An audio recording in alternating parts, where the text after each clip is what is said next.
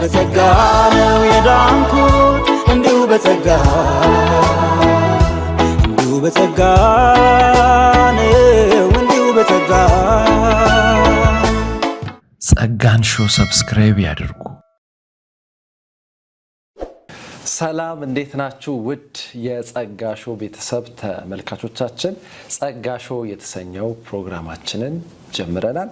የዛሬ እንግዳይ ብዙዎቻችን በተለይ በቲክቶክ በሚባለው ፕላትፎርም በጣም የምናውቀው አገልጋይ አቤላ አቡና ወይም አቤል በሬቻ ከሱ ጋር ነው ቆይታ የማደርገው። ስለ አገልግሎቱ፣ ስለ ህይወቱ፣ አጠቃላይ ደግሞ ከሱ ጋር በተያያዙ የሚነሱ ነገሮችን ዛሬ ከሱ አንደበት እንሰማለን ማለት ነው። በመጀመሪያ አቤላ ዛሬ የጸጋ ሾው እንግዳ ሆነ ስለመጣ ላመሰግን እፈልጋለሁ። እኔም እንግዳ አድርገህ ስለጋበዝከኝ አመሰግናለሁ። ህይወት፣ አገልግሎት፣ አጠቃላይ እንቅስቃሴ ምን ይመስላል? እንዴት ነህ? ደህና ነኝ፣ እግዚአብሔር ይመስገን። ያው ከፀሐይ በታች እንደ እግዚአብሔር ፈቃድ እየኖርን ነው።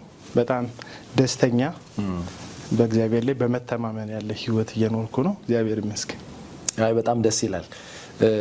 ከወር በፊት ይመስለኛል በሶሻል ሚዲያ በፌስቡክ አቤል ታሰረ የሚል በጣም ሲዘዋወር ነበርና ብዙ ሰዎች ያንተ ተከታዮችም ደግሞ አንተንም በሐሳብ የተቃራኒ የሆኑ ወይም በሐሳብ የሚሞግቱ ሰዎችም ያንተ መታሰር አሳስቧቸው በጣም ሐሳባቸውን ሲገልጹ ነበርና ዘመቻም ተደርጎ ነበር። አረ ልጅ ይፈታ የሚል አይነት ነገር በጣም ሲዘዋወር አይቻለውና ለምንድን ነበር የታሰርከው? ምን ተፈጠረ? ምንድነው የሆነው? እስቲ ከራስ አንደበት እንስማው። እሺ፣ ጥሩ ጥያቄ ነው ጠየቀኝ። ያው ተከታይ የሚለው ነገር ብቻ ይስተካከል። እኔ ተከታይ የለኝም። እኔም ተከታይ ነኝ። የኔን ሐሳብ የሚያቀነቅኑ ወይም በሐሳብ ስምሙነት ከኔ ጋር ያላቸው ሰዎች የኢየሱስ ክርስቶስ ተከታዮች ብቻ እንዲሆኑ ነው ሐሳቤ ማለት ነው። እና ያው ቻሌንጁንም ማደርገው ሰዎችን አትከተሉ ነው፣ ኢየሱስን ተከተሉ፣ ማዕከላዊ አድርጉት የሚል ሐሳብ ስለሆነ አቤል አቡና የሚባል ሰውዬ ተከታይ አይኖረው። ግን አቤል አቡና ተከተለውን ኢየሱስ ክርስቶስን እንዲከተሉት ሰዎችን ወደ ኢየሱስ የማስከተል ስራ ሊሰራ ይችላል። ስለዚህ እሱን ትንሽ እርምት እንውሰድና ወደ ሐሳቡ ለመምጣት ያው እንደምታውቀው ነው ሶሻል ሚዲያ ላይ ሰዎች ሐሳባቸውን ያንጸባርቃሉ። በሶሻል ሚዲያ ላይ የሚንጸባረቁ ሐሳቦች ደግሞ የአንዳንድ ሰዎችን ቢዝነሳቸውን፣ እንጀራቸውን፣ ህልማቸውን ያቀዱትን ጉዳይ የሚያፈርስባቸው ይሆናል። ስለዚህ እኔ የማገለግልበት ወይም የምሳተፍበት ዘርፍ በተለይ ደግሞ በወንጌላውያን አብያተ ክርስቲያናት ስር ወይም ፕሮቴስታንት በሚለው ማዕቀፍ ስር አገልጋይ ነን የሚሉ ራሳቸውን የሾሙ ራስ ገዝ ሹሞች የእግዚአብሔርን ሕዝብ የሰበሰቡትን ሕዝብ ሲበድሉ ወይም እንደ እግዚአብሔር ቃል ያልሆነ ነገር ሲያደርጉ በሚለቁት የሚዲያ ቪዲዮዎቻቸው፣ ሐሳቦቻቸው ላይ እንደ እግዚአብሔር ቃል የሆነ ትችት ወይም ወቀሳ ስለማቀርብባቸው እሱን ወቀሳ ተከትሎ ደግሞ የሚያጡት ጥቅም ስላለ ሰዎቹ ሪያክት ማድረጋቸው አይቀርም። የምትቃወሙ ነገር አለ። ስትቃወሙ ያ የተቃወምኩ አካል በድን ስላልሆነ የሚንቀሳቀስ አካል ስለሆነ የራሱን ጥቅም ለማስከበር ክብሩን ለማስጠበቅ የራሱን እንቅስቃሴ ያደርጋል። ሚዲያ ላይ የተፈጠረው እሱ ነው። አፖ ካድሬ ወይም ፕሮ ካድሬ የሚል ፕሮግራም ሰርቼ ነበረ። የመስቀል ሚዲያ የሚባል የዩቲዩብ ቻናል አለን፣ እዛ ላይ የተለቀቀ ማለት ነው። በተለይ ራሱ የዚህ አሁን በዚህ ዘመን ላይ ያለው ኢትዮጵያን የሚመራው መንግስት በአደባባይ የፕሮቴስታንት አገልጋዮችን በጠቅላላ ሰብስቦ ጠቅላይ ሚኒስትር አብይ ይህ መንግስት የፕሮቴስታንት መንግስት አይደለም፣ መንግስትንና ሃይማኖትን ለዩ ብሎ በአደባባይ ነግሯቸዋል። እንደምታውቀው በጣም ብዙ ሰዎች ትንቢቶቻቸው፣ መልእክቶቻቸው ከቤተ መቅደስ ወደ ቤተ መንግስት ያነጣጠሩ ናቸው። ይሄ ደግሞ ራሱ መንግስትም አልፈልግም ወይም አታድርጉት ብሎ የተናገረው ነገር ሲሆን እነዚህ ግለሰቦች ግን አንዳች ጥቅም ፍለጋ መንግስትን ያነጣጠረ ጥሩ ነገር ይናገራሉ። ያንን ነገር ከሚናገሩ ሰዎች መካከል የአንዱን በስህተት መንገድ ያለ አገልጋይ የሚያደርገው ድርጊት ልክ እንዳልሆነ በቪዲዮ ማስረጃ ሰርቼ ነበር። ስለዚህ ያ ተጠርጣሪ ግለሰብ ራሱን የቻለ እንቅስቃሴ አድርጓል። አሁን ጉዳዩ በህግ የተያዘ ስለሆነ እንደው የህግን ጉዳይ እንዳላደናቅፍ ዲቴል ማወራው ጉዳይ አይደለም። ውስጥ አትገባ። አዎ ለዛ ነው ሚዲያ ላይም እኔ ከተለቀቅኩ በኋላ ከእገታው ያን ያህል ጉዳዩ ላይ ብዙ አስተያየት መስጠት ያልፈለግኩት። ህግ ይዞታል፣ ህግ ይፈተዋል። ብቻ ግን የሆነ ነገር በሐሰተኛ ነቢያት ሐዋርያትና አስተማሪዎች ላይ የሆነ ሀሳብ ስትሰጥ ሪያክት ያደርጋሉ። የመጀመሪያው ሪያክሽን የሶሻል ሚዲያ ዘመቻ ነው፣ ስም የማጥፋት ዘመቻ። እንደዚህ ፈልጎ ነው፣ ጥቅም ፈልጎ ነው፣ የሆነ ብር ፈልጎ ነው፣ ለሀብት ብሎ ነው፣ ለመኪና ብሎ ነው፣ ለሆነ ነገር ነው ብሎ ስም ይለጥፉብሃል። የራሳቸውን ፍላጎት አንተ ላይ መጥተው የማላከክ ነገር ያደርጉብሃል። ይህ የሶሻል ሚዲያ ዘመቻ ነው። የሚገርም ነገር አብዛኛዎቹ ማለት በሚቻልበት መልኩ የሐሰተኛ ነቢያት የሶሻል ሚዲያ ሰራዊት አላቸው። ልክ እንደ ፖለቲካ ድርጅት የሆነ ነገር አንተ ካልክ ወይም ደግሞ ያንን ነገር ከተቃወምክ በማግስቱ ወይም በዛውን ሰሞን አንተ ላይ የሚነሳ ነገር ይመጣል ማለት ነው። ግለሰቡን እነሱ የሚመራውን ግለሰብ ነብይ ነኝ ያለውን ወይ ሐዋርያ ነኝ ወይ አስተማሪ ነኝ ያለውን ግለሰብ በሐሳቡ በቪዲዮ ላይ በለቀቀው የስተት ትንቢት፣ የስተት ልምምድ፣ የስተት አገልግሎቱ ላይ ሐሳብ ስትሰጥ ዘመቻ ይከፈታል። ከሶሻል ሚዲያ ቢችሉ ቢያጠፉክ ደስ ይላቸዋል።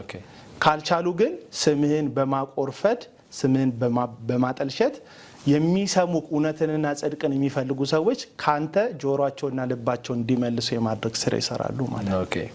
በዛ ምክንያት ነው እንግዲህ ለ5 ቀን እንግዲህ እስር ቤት ውስጥ 6 ቀን እስከተለቀቁበት ቀን ድረስ ለ6 ቀን እዚህ ቦሌ አካባቢ ላይ መሳሪያ የታጠቁ የመንግስት የሚመስል ልብስ የለበሱ ግን የመንግስት መንግስት አላቅም እኔ አንተን አልፈለኩም አልያዝኩም ብሎኛል መንግስት።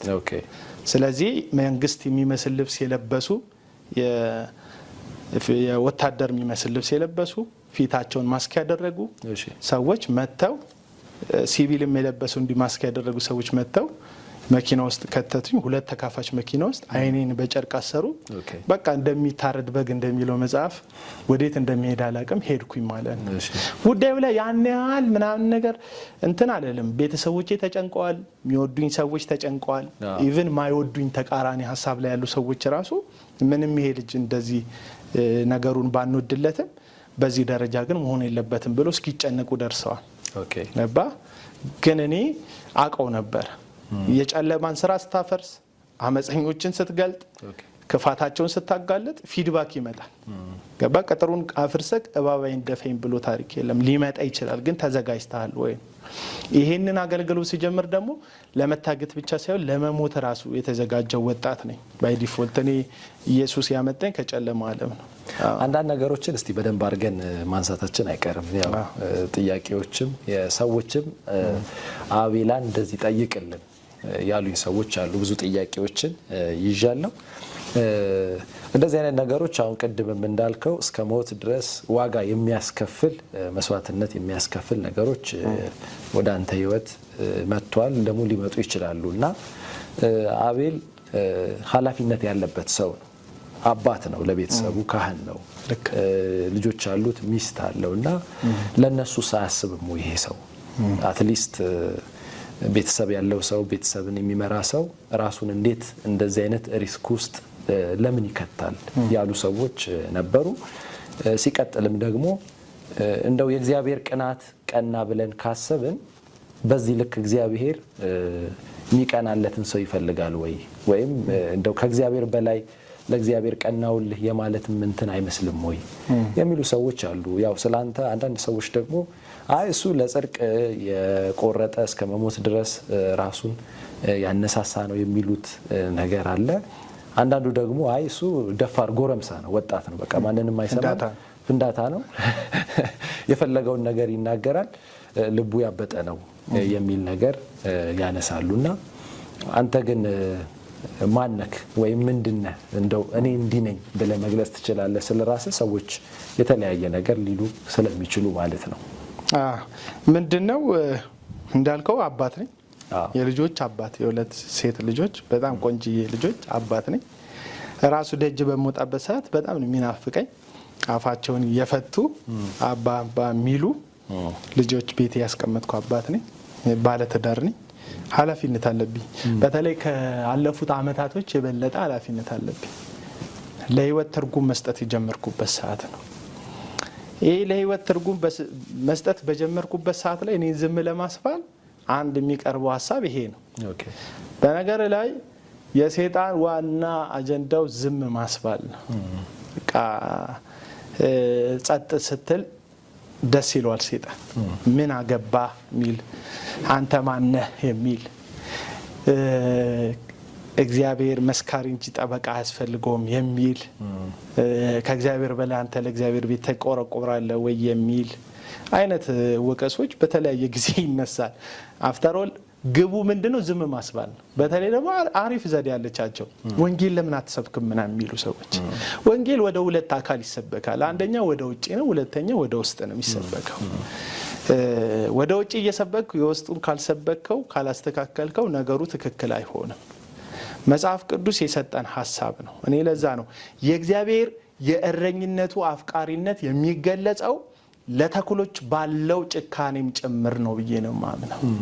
ለምሳሌ መዝሙር ምዕራፍ 23 ላይ መዝሙረኛው ንጉስ ዳዊት ሲናገር እግዚአብሔር እረኛዬ ነው የሚያሳጣኝ የለም፣ በለመለመ መስክ ይመራኛል፣ በረፍቱ ዘንድ ያሳድረኝ፣ ነፍሴን መለሳት፣ ስለ ስሙ በጽድቅ መንገድ መራኝ ሲል የእግዚአብሔር እረኝነትን የሚገልጸው ዳዊት እሱ ራሱ እረኛ ስለነበረ እረኝነትን እንዴት ነው ዲስክራይብ የሚያደርገው ስትል ጎልያድ የሚባል እስራኤልን 40 ቀንና 40 ሌሊት የተገዳደረው ሰው መጥቶ በሚፎክርበት ሰዓት ላይ ዳዊት ይህ ያልተገረዘ ሸለፈታም በአምላኬ ስም መጣበታለሁ ብሎ ሳኦል ጋር ሲቀርብ የሥራ እንደ ሥራ ሲቪ ምን ኤክስፒሪየንስ አለ ተብሎ ሲጠየቅ የተናገረው አንድ ኤክስፒሪየንስ አለ። እኔ እረኛ ነኝ፣ የአባቶቼን በጎች አወጣለሁ አስገባለሁ። ከበጎቼ መካከል አንድ ተኩላ ወይም ድም መጥቶ በጎቼን በጥርሱ ይዞ ሲሄድ ጉሮሮን ያስለቅቀዋለሁ አለ። ዳዊት ከድብ ጋር ወይም ከተኩላ ጋር የመጣላት ሆቢ ስላለው አይደለም ተኩሎቹና ድቦቹ ላይ የሚጨክነው ወይም በልጅነት እድሜው ደፋር ሆኖ ለበጎቹ ግብ ግብ የሚገጥመው የአባቱ በግ አደራ ስላለበት ነው። ኢየሱስም ዮሐንስ ወንጌል ምዕራፍ 10 ላይ ሲናገር እኔ እውነተኛ የበጎች እረኛ ነው ነኝ፣ እውነተኛ የበጎች እረኛ ደግሞ ነፍሱን ስለ በጎች ያኖራል አለ። ለዚህ ነው አንዳንድ ሰዎች የኢየሱስ ክርስቶስ ሞታል ከሞቱ በኋላ እኮ ወደ ታች ወረደ ይላል አይደል? ስልጣናቸውን ሁሉ ገፎ አዞራቸው የሚል የእግዚአብሔር ቃል አለ። እታች ድረስ ሄዶ ሰይጣንን ቀጥቶ በሞቱ ሞትን አሸንፎ ለማን ስትል ለሚወዳቸው ለበጎቹ፣ ለሞተላቸው ለበጎቹ። ይሄ የክርስቶስ ነውና እረኛዬን እከተላለሁ የሚል የትኛውም አማኝ ለወንድሞቹ ለበጎቹ ያለውን ፍቅር ለተኩሎች ባለው ጭካኔ ሊገልጥ ይገባል። እኔ የዳንኩበትን እውነት አውቃለሁ። እረኛዬ ነፍሱን ሰጥቶ ነው ያዳነኝ። ስለዚህ ስለ ህይወት ያለኝ ትርጉም እኔ በሞት በኩል ህይወትን እገናኘዋለሁ የሚል ስለሆነ የሆኑ ሰዎች በሚያብራሩኝ መንገድ እኔ መብራራ ሰው አይደለሁም። አንድ እውነት ገብቶኛል። ክርስትናችን ቀልድ አይደለም። በኢየሱስ ሞትና በኢየሱስ ህይወት ላይ የተመሰረተ ነው። ለዚህ ነው ሐዋርያው ቅዱስ ጴጥሮስ ሲናገር የተመረጠ ትውልድ፣ ቅዱስ ህዝብ፣ የንጉስ ካህን፣ ከዛስ ለርስቱ የተለየ ወገን ናችሁ ይላል። የተለየው ወገን፣ የተመረጠ ህዝብ፣ ቅዱስ ህዝብ ምንድነው? ካህን የሆነ ህዝብ ነው እና እዚህ ህዝብ ላይ ቁማር ሲጫወቱ ዝም ብሎ መመልከት ልክ አይደለም። እና አብዛኛው የወንጌላውያን አማኝ አብዛኛውን ነው የምለው፣ ሁሉም አይደለም፣ አብዛኛውን ዝም ስላልን ነው ይሄ አሁን የቤተ ክርስቲያን መልክ እንደዚህ የሆነው። የሸቃጮች፣ የወንበዴዎች፣ የሐሰተኞች እግዚአብሔርን የማይፈሩ ለራሳቸው ብቻ ሲሉ ህዝብን የሚመዘብሩ የሚዘርፉ የሰው ትዳር የሚያፈርሱ ሰዎች አደባባዩን የሞሉት ዝም ባይ ስለበዛ ነው። ስለዚህ እንደ አቡና ያለ ከአቡና በእውቀት የተሻለ በዝግጅት የተሻለ አቡና ይሄ ነገር ይጎሏል ብሎ የሚያስብ ሰው አለ። የአቡና ይጎሏል ብሎ ያሰበውን የሚያሟላ ሌላ ሰው ያስፈልጋል። ልጆቼ እኔ አባታቸው ነኝ፣ ግን ከኔ የበለጠ አባት አላቸው፣ እግዚአብሔር ይባላል። ሚስቴ እኔ ባለቤቷ ነኝ፣ ከኔ የበለጠ ግን የሚያስብላት የሚራራላት አምላክ አለ። ስለዚህ አሁን እኔ ስላለው እንደሚኖሩ ማስብ ከሆነ እኔ መኖር ሳቆም መኖር ያቆማሉ ብዬ ስለማስብ ለነሱ ስል በፍርሃትና በመሸበር ነገሩን ልተው እችላለሁ።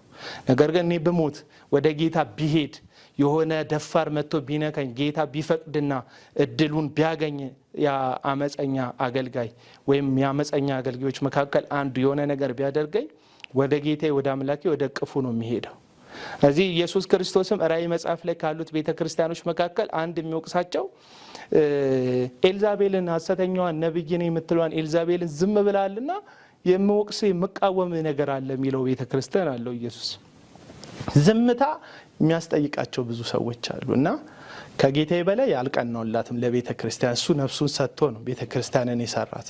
ግን እንደ ዳና አማኝ ግን የቤተክርስቲያን መልክ መጥፋት መበላሸት እንደሚያሳስበው እንደውም የቻልኩትን ያክል በአቅሜ ልክ አልተዘረጋውም ባይ ነኝ።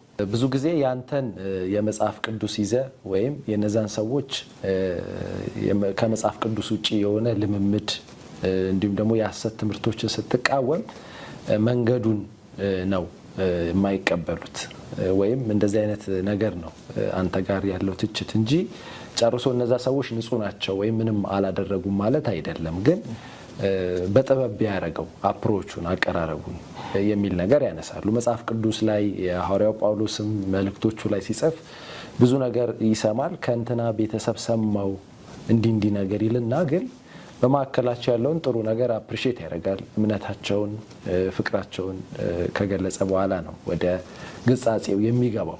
ራእይ መጽሐፍ ላይም ለሰባቱ አብያተ ክርስቲያናት ጌታ ኢየሱስ ክርስቶስ በዮሐንስ አማካኝነት ሲነግራቸው እንትንህን አውቃለሁ፣ ፍቅርህን አውቃለሁ፣ ትጋትህን አውቃለሁ እንዲልና በኋላ ደግሞ የምነቅፍብህ ነገር አለኝ ብሎ ሰከንድ ላይ የሚነቅፈውን ነገር ይናገራልና አቤላ ከዚህ አንጻር እንዴት ያየዋል? የሱን አቀራረቡን ትችቱን መቃወም መፍቱ ነው፣ ግን በፍቅር ቢሆን አይሻልም ወይ? ምክንያቱም እነዛ ሰዎች እንዲመለሱ ከሆነ አላማው ተመልሰው መንገዳቸውን አስተካክለው በትክክል እንዲያገለግሉ ከሆነ የታሰበው የሚያቀርብበት መንገድ ይበልጥ ለንዴትና ለእልህ ተመልሰው እነዛ ሰዎች ንስሐም እንዳይገቡ የሚሰጥ ነገር ነው የሚል ነገር ሰምቻለሁና አንተ በዚህ ጉዳይ ላይ ምን ትላለህ? ያው እኔ የምለው ተኩላ ኖሮ በግ አይሆንም፣ ወይም ከበግነት በግ ሆኖ የሆነ ተኩላ ከዛ የሆነ ሰዓት ላይ ትንሽዬ ስህተት አግኝቶት ከዛ ወደ ተኩላነት አይቀየርም፣ ማንነት ነው። በተለይ ጌታችንና መድኃኒታችን ኢየሱስ ክርስቶስ የሚናገረው ያንን ነው። ከበለስ ኩርንችት አይወጣም ብሎ ማለት ነው። መልካም ዛፍ ክፉን ፍሬ አያፈራም ብሎ በሚናገርበት በማቴዎስ ወንጌል መጽሐፍ ላይ ሲናገር የበግን ለምድ የለበሱ በውስጣቸው ግን ነጣቂ ተኩሎች የሆኑ ተኩሎች እንዳሉ ይናገራል። ምንድነው የለበሱት የበግ ለምድ? ከኛ መካከል ከኛ እንዳንዱ እንደሆኑ አስመስሎ አቆያቸው እንጂ ከለምዱ በታች ያለው ማንነታቸው የሚዘናጠል ተኩላነት እንደሆነ ነው ኢየሱስ የነገረን። ኢየሱስ ድንገት ሄዶ ስለ ሳቱ ሰዎች አይደለም ስለ ተኩሎቹ ሊነግረን የሚፈልገው።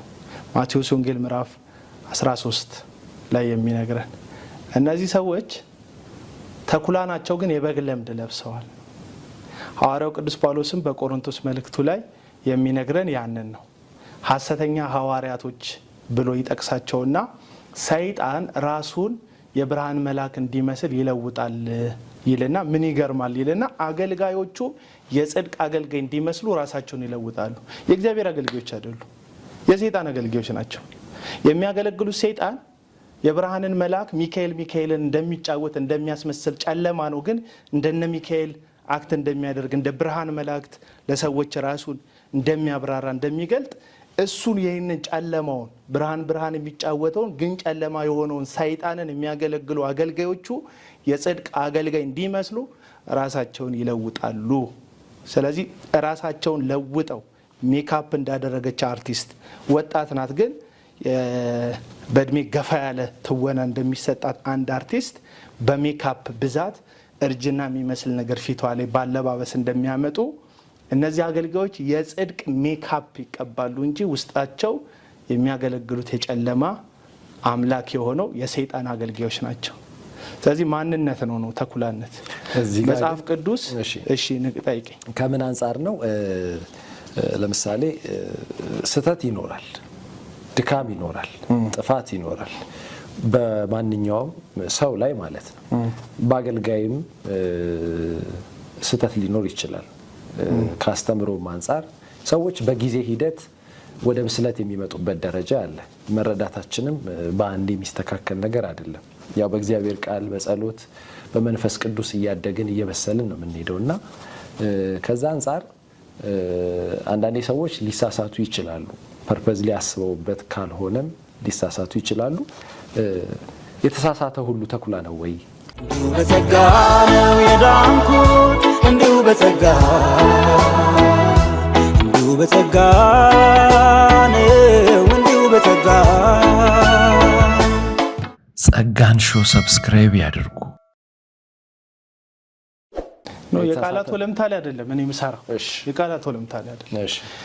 ለምሳሌ መጋቢ ሆነው አሁን ሰሞኑን መጋቢ ዘነበ ላይ የሆኑ ሀሳቦች ተሰጥቷል። ምንም ኮሜንት አልሰጠውም።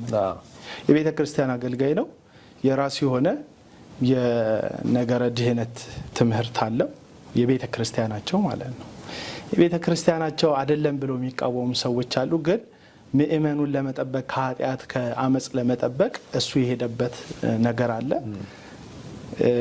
ነገሮቹ ከመረዳት ችግር ሊመጣ ይችላል የሚል ሀሳብ ስላለኝ ወይም ደግሞ ሰዎችን ለመጠበቅ ከሚል መልካም ሞቲቭ ነው የተናገረው የሚልም ሀሳብ ስላለኝ ኖ ኮመንት ነው፣ ጸጥ ብያለሁ በጉዳዩ ላይ ማለት። ቪዲዮ አልሰራውም፣ ሪያክት አላረኩም፣ ኮመንት አልጻፍኩም፣ ምንም አላልኩም፣ ጸጥ ነው ያልኩት። እኔ ፎከስ የማደርግባቸው ሰዎች እንዳንተ በአገልግሎት መድረክ ላይ የቃላት ወለምታ ያስቸገራቸውን ሰዎች ሳይሆኑ ወጥመድ አጥምደው ህዝብን እየዘነጠሉ ከእውነት መንገድ የሚያስቱ ሰዎች ናቸው። ፐርፐዝሊ የሚያደርጉ ፐርፐዝሊ ለምሳሌ አንተ በየዋህነት አቅነው የሚለው ወንድምህን ነው። ሲጀመር የኔ ወንድሞች አይደሉም፣ ወንድሞቼ ናቸው የሚሉ ሰዎች ራሳቸው ቡችላ ተኩሎች ሊሆኑ ይችላሉ እንጂ ወይም የተኩላ ቡችላ ይሆናሉ እንጂ በጎች ናቸው ብዬ አላምንም፣ ወይም የእግዚአብሔር ልጆች ናቸው ብዬ አላምንም። እየተናገርኩ ያለሁት ነገርን ካሰመርክበት አሁን አንተ የምትላቸው ለምሳሌ ዮሐንስ ራእይ ላይ መልካም ነገር የተጠቀሰላቸው የቤተ ክርስቲያን መሪዎችና ቤተ ክርስቲያኗ ጭምር ናቸው። ድካምን አውቃለሁ ምናምን የሚባሉት ከዛ ችግራቸው ይነገራቸዋል። ቤተ ክርስቲያኑ ስላለ ነገር ነው የሚያወራው። መጀመሪያ ማህበሩም ቤተ ክርስቲያኑ መሪዎች ናቸው። እነዛ የቤተ ክርስቲያናት መሪዎች ናቸው። እዚህ መልእክቱ ሲመጣላቸው ድካማቸውም ትክክላቸውም ተነግሯቸዋል። ክርስቲያን ሊደክም ይችላል። እኔ ስለዛ አይነት ድካም አይደለም እያወራ ያለሁት። እየተወራ ያለው ልክ አሁን ዮሐንስን ብንጠቅስ የፍቅር ሐዋርያን የሚባለው ሰው አንደኛ ዮሐንስ መልእክትን ስታነብ ስለ ፍቅር በጣም አጥልቆ የሚነግረን ዮሐንስ ነው። ወንድሙን የማይወድ በጨለማ ይኖራል፣ እግዚአብሔርንም አያውቅም።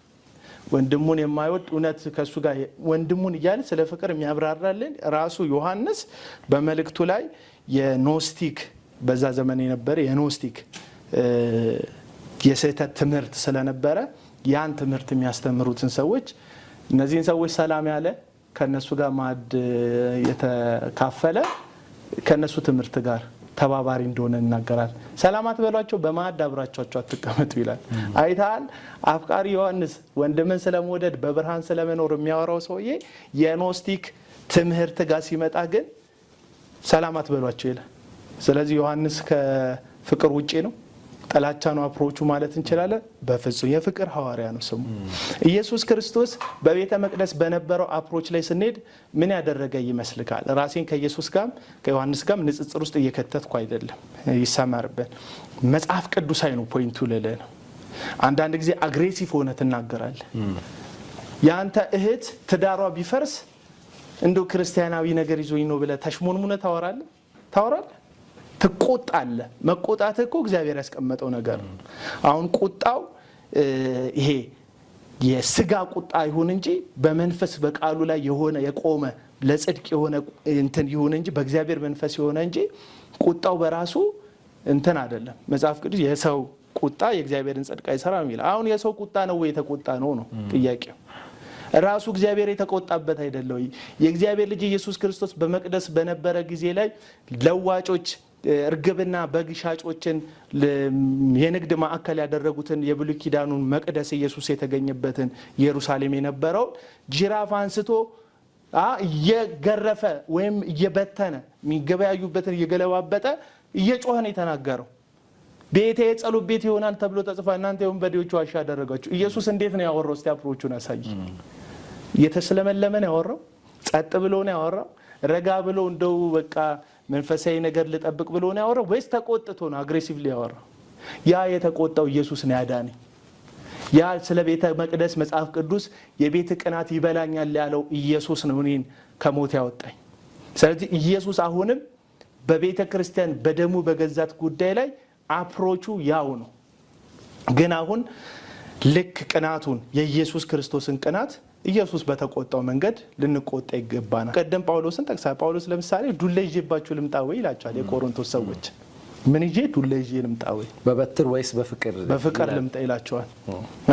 ሁለቱን ነው ኢየሱስ የተጠቀመው። እኔ ለምሳሌ የሳቱ ሰዎች ላይ እንትን አለለ ምእመን አለ ከምርራይ ነውና ቀደም ነግሬያለሁ። አንድ እውነተኛ የእግዚአብሔር ልጅ የኢየሱስ ተከታይ የሆነ ሰው ለመንጋው ያለውን ፍቅር ለተኩላው ባለው ጥላቻ ነው የሚገልጸው። እግዚአብሔር ፍቅር ነው አይደል? ተኩሎችን ግን አይወዳቸው። እግዚአብሔር ያልወደደውን ወዳለው ብለ ከተጋጋጥከ ነው ችግር። እግዚአብሔር በልጁ በኢየሱስ ክርስቶስ ደም ከጨለማ ከዓለም ጠርቶ የዋጃቸውን በጎቼ ያላቸውን የሚዘነጥሉበት የጨለማው መንግስት ብርሃን የሚጫወተው የዲያብሎስ አገልጋዮችን አይወዳቸው። እግዚአብሔር ፍቅር ነው አይደል? አፍቃሪ የሆነው ድንበር ተሻጋሪ አፍቃሪ ጠላቶቹን እንኳን የሚወደው እግዚአብሔር ራሱ ፍቅር የሆነው እግዚአብሔር ተኩሎችን አይወዳቸው። ስለዚህ እኔ ለነሱ ያለኝን ለነሱ ስልክ ስለሚያደርጉት ስለሚሆኑት ለዛ ለድርጊታቸው ያለኝን ቁጣ መግለጼ ከእግዚአብሔር ቃል የሚጣላ አይደለም። እንደውም የእግዚአብሔር ቃል ላይ ተተከለ ነው ብዬ ነው ማምነው። እንዲሁ በጸጋ ነው የዳንኩት፣ እንዲሁ በጸጋ ነው፣ እንዲሁ በጸጋ። ጸጋን ሾው ሰብስክራይብ ያድርጉ። አቤላ አገልግሎቱ መተቸት ነው ትልቁ አገልግሎቱ። ክሊር እናርገው ብዬ ለዚህ ነው አሁን መልካም ነገርም ይኖራል፣ ሰዎች ጋር እግዚአብሔር የሚሰራው ነገር ይኖራል። የአቤላ የአገልግሎቱ ሸክሙ ወይም ስራው መተቸት ነው። አንደኛ ይሄንን በዛው እንድትመልስልኝ ነው። ሁለተኛ ትቀበላለህ ወይ? የምትቀበለው ነገር ሳለ ወይ? ደስ የሚልህ ነገር ያንን ሪፍሌክት አድርገህ የምታወራውስ ነገር አለ ወይ? በአገልግሎት ፕላትፎርም ላይ ማለት ነው። አንዳንድ ሰዎች ታች ብቻ አንዳንድ ሰዎች እስቲ የምትቀበለውን ነብይ እስኪ የምትቀበለውን አገልጋይ ጥሩ ሲያደረገ ሰው ምን አይሉኝ? ጥሩ ላደረገ አገልጋይ አቡና አይደለም የሚከፍለው፣ ቀጣሪው ነው የሚከፍለው። እኔ ምን አገባኝ? እኔ እኮ ሽልማት አልሰጣቸው። ሐዋርያው ቅዱስ ጳውሎስ ሩጫውን ጨርሻለሁ፣ መልካሙ ገድል ተጋድያለሁ፣ ከዛስ ሃይማኖቴን ጠብቄያለሁ፣ ከዛስ አክሊልን ደግሞ ከእጁ እጠብቃለሁ ወይም እቀበላለሁ አለ እንጂ ከእናንተ እቀበላለሁ አላለ። አንድ አገልጋይ ጥሩ አገልግሎ በጽድቅ አገልግሎ በእውነት አገልግሎ እንደሆነ ከአቡና ሽልማትም አፕሩቫልም አያስፈልገው። ሸላሚው ሰጪው እኔም ቢሆን ማንም እንዲያደንቀኝ እንዲያበረታተኝ አልፈልግም።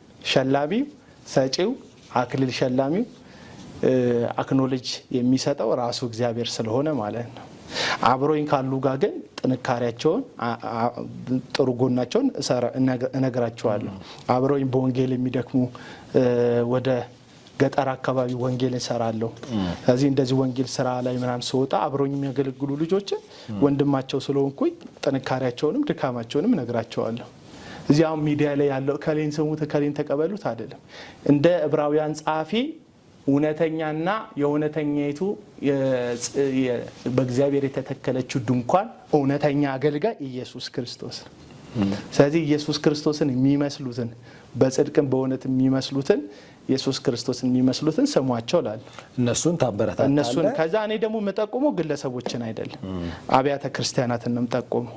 ጤናማ ህብረት ያላቸውን አብያተ ክርስቲያናት የሆነ ግለሰብ ፓስተር ከሌን ጋር ሂድ አለለ ሚኒስትሪዎችን ግን ትቀበላለህ? የምቀበላቸው ሚኒስትሪዎች ይኖራሉ። በንግግር ውስጥ አንድ ነገር እንዲሁ ኖቲስ ስላረኩኝ ነው። ምናልባት ጤናማ የሚባሉ አገር በቀል የሆኑ ወይም ከ50 ዓመት በፊት በምድራችን ላይ የተተከሉ የክርስቶስ ቤተክርስቲያናት አሉ። አሁን ደግሞ ጌታ ራዕይ ሰጧቸው ፕላንት አድርገው ደግሞ በከተማችን ላይ ብዙ አብያተ ክርስቲያናት አሉ። ራዕይ ሰጧቸው ጌታ ሰጧቸው አይደል? ከዛ አንፃር ራዕይ ጌታ ሰጧቸው አደረገው ብዬ ነው። ራዕይ ተሰጥቶኝ ምናምን የሚባል ነገር የለም። ራዕይ ተሰጥቶኝ የሚባል ነገር የለም። መጽሐፍ ቅዱስ የተገለጠ እውነት አለ። የተገለጠ እውነትና ያልተገለጡ ይኖራሉ። ግን ከተገለጠ እውነት አንዱ ወደ ዓለም ሁሉ ሂዱ ወንጌል ለፍጥረት ስበኩ ነው። ስለዚህ የኢትዮጵያ መንግስትም የሃይማኖት ነጻነትን ስለፈቀደ አሁን ደግሞ ካውንስሉም ስለተቋቋመ ካውንስሉ ያወጣውን መስፈርት ያሟላ አንድ ሰው መስፈርቱን አሟልቶ እንደዚህ ይሄን ያህል ሰዎች አሉኝ ብሎ የነዛን ሰዎች ፎቶ ሊሆን ይችላል ምን የሚሆን በሚያቀርቡለት ሰነድ ወይም ውል መሰረት ነገሮችን ፈጽሞ ስም አውጣ ይባላል። አንድ 10 ስም በኪሱ ይዞ ሄዶ ከዛ ከነዛ 10 ስሞች ያልተያዘ ካለ እሷ ስም ተሰጠውና ኢንተርናሽናል የሚል ያቋቁማል።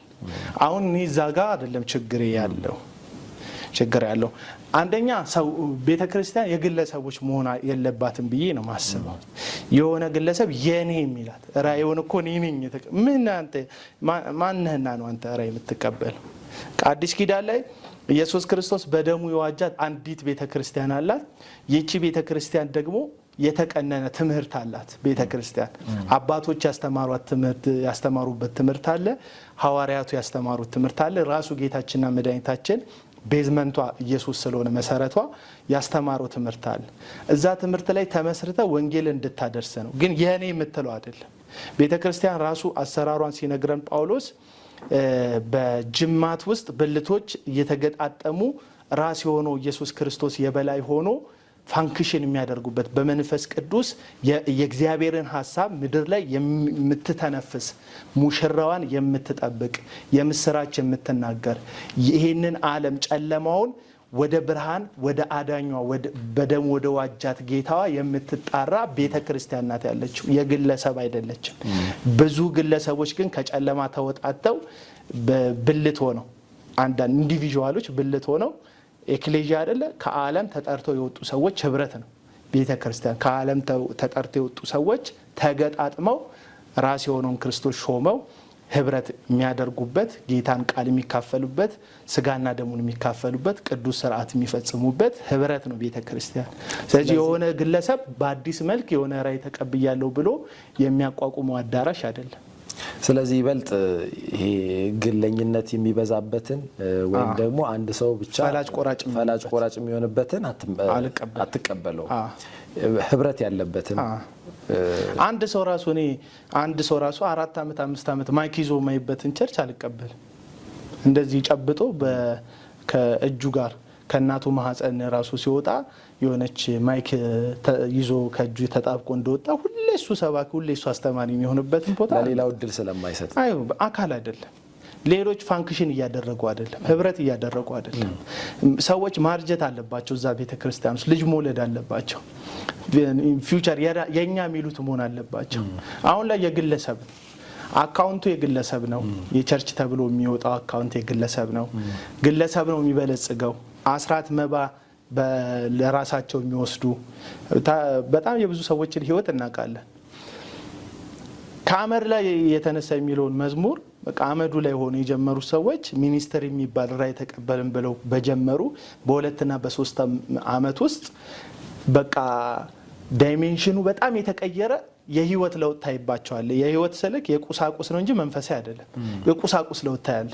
ትልልቅ መኪና ይነዳሉ፣ ትልልቅ ቤት ይኖራቸዋል ምናምን። ምንድነው ስትል ምስኪኑን ማህበረሰብ እየዘረፉ ራዕይ ተቀብያለሁ በሚል ሰበብ እያንዳንዱን ገንዘብ እያንዳንዱን ጥቅም ለራሳቸው ለሆዳቸው እያዋሉ ማለት ነው።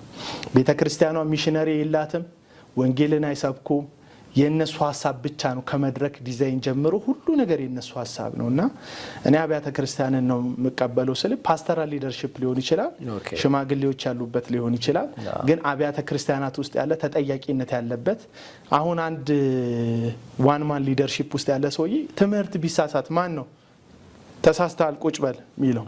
ጳውሎስ ያንን ያባቱን ሚስት ወይም እንጀራ እናቱን የተገናኘውን ሰው ከጉባኤው አስወግዱት ከነፍሱ በስተቀር ስጋውን ለሰይጣን አሳልፌ ሰጥቻለሁ ብሎ ቤተክርስቲያናዊ እርምጃ ሐዋርያዊ ስልጣኑን ተጠቅሞ ከቤተክርስቲያን ህብረት እንዳስወገደው እስኪቀጣ ድረስ ትክክል እንዳላደረገ ምክንያቱም ህብረቱን እንዳይረብሽ ማለት ነው ህብረቱን በኃጢአት እንዳይበክል ማለት ነው እንዳደረገው ከዛ ሁለተኛ ቆሮንቶስ ላይ ነፍስ ያዝናለታለች መልሱ ተራሩለት ደሞ ብሎ ከተጸጸተ ፍሬ ካፈራ ደሞ እንዲመለስ ህብረቱ እንዲቀበለው ያደረገው ወጣት ስትመለከት ይሄ ሰውዬ ቢስት እንደዚህ አይነት ኃጢአት ልምምድ ውስጥ ቢገባ ማን ነው እረፍ ብሎ ቁጭ የሚለው ማን ነው መንፈሳዊ እርምት የሚሰጠው የእግዚአብሔርን ቃል ላይ ሲዋሽ ማን ነው ትክክል አላደረክም የሚለው ተጠያቂነት የሌለበት ራሱ ፈላጭ ቆራጭ የሚሆንበት ሲፈልግ ውጡ እያለ ሰዎች እንደፈለገ እንደ ግል ቤቱ ከቤተክርስቲያን የሚያባረርበትን የግለሰብ አዳራሽ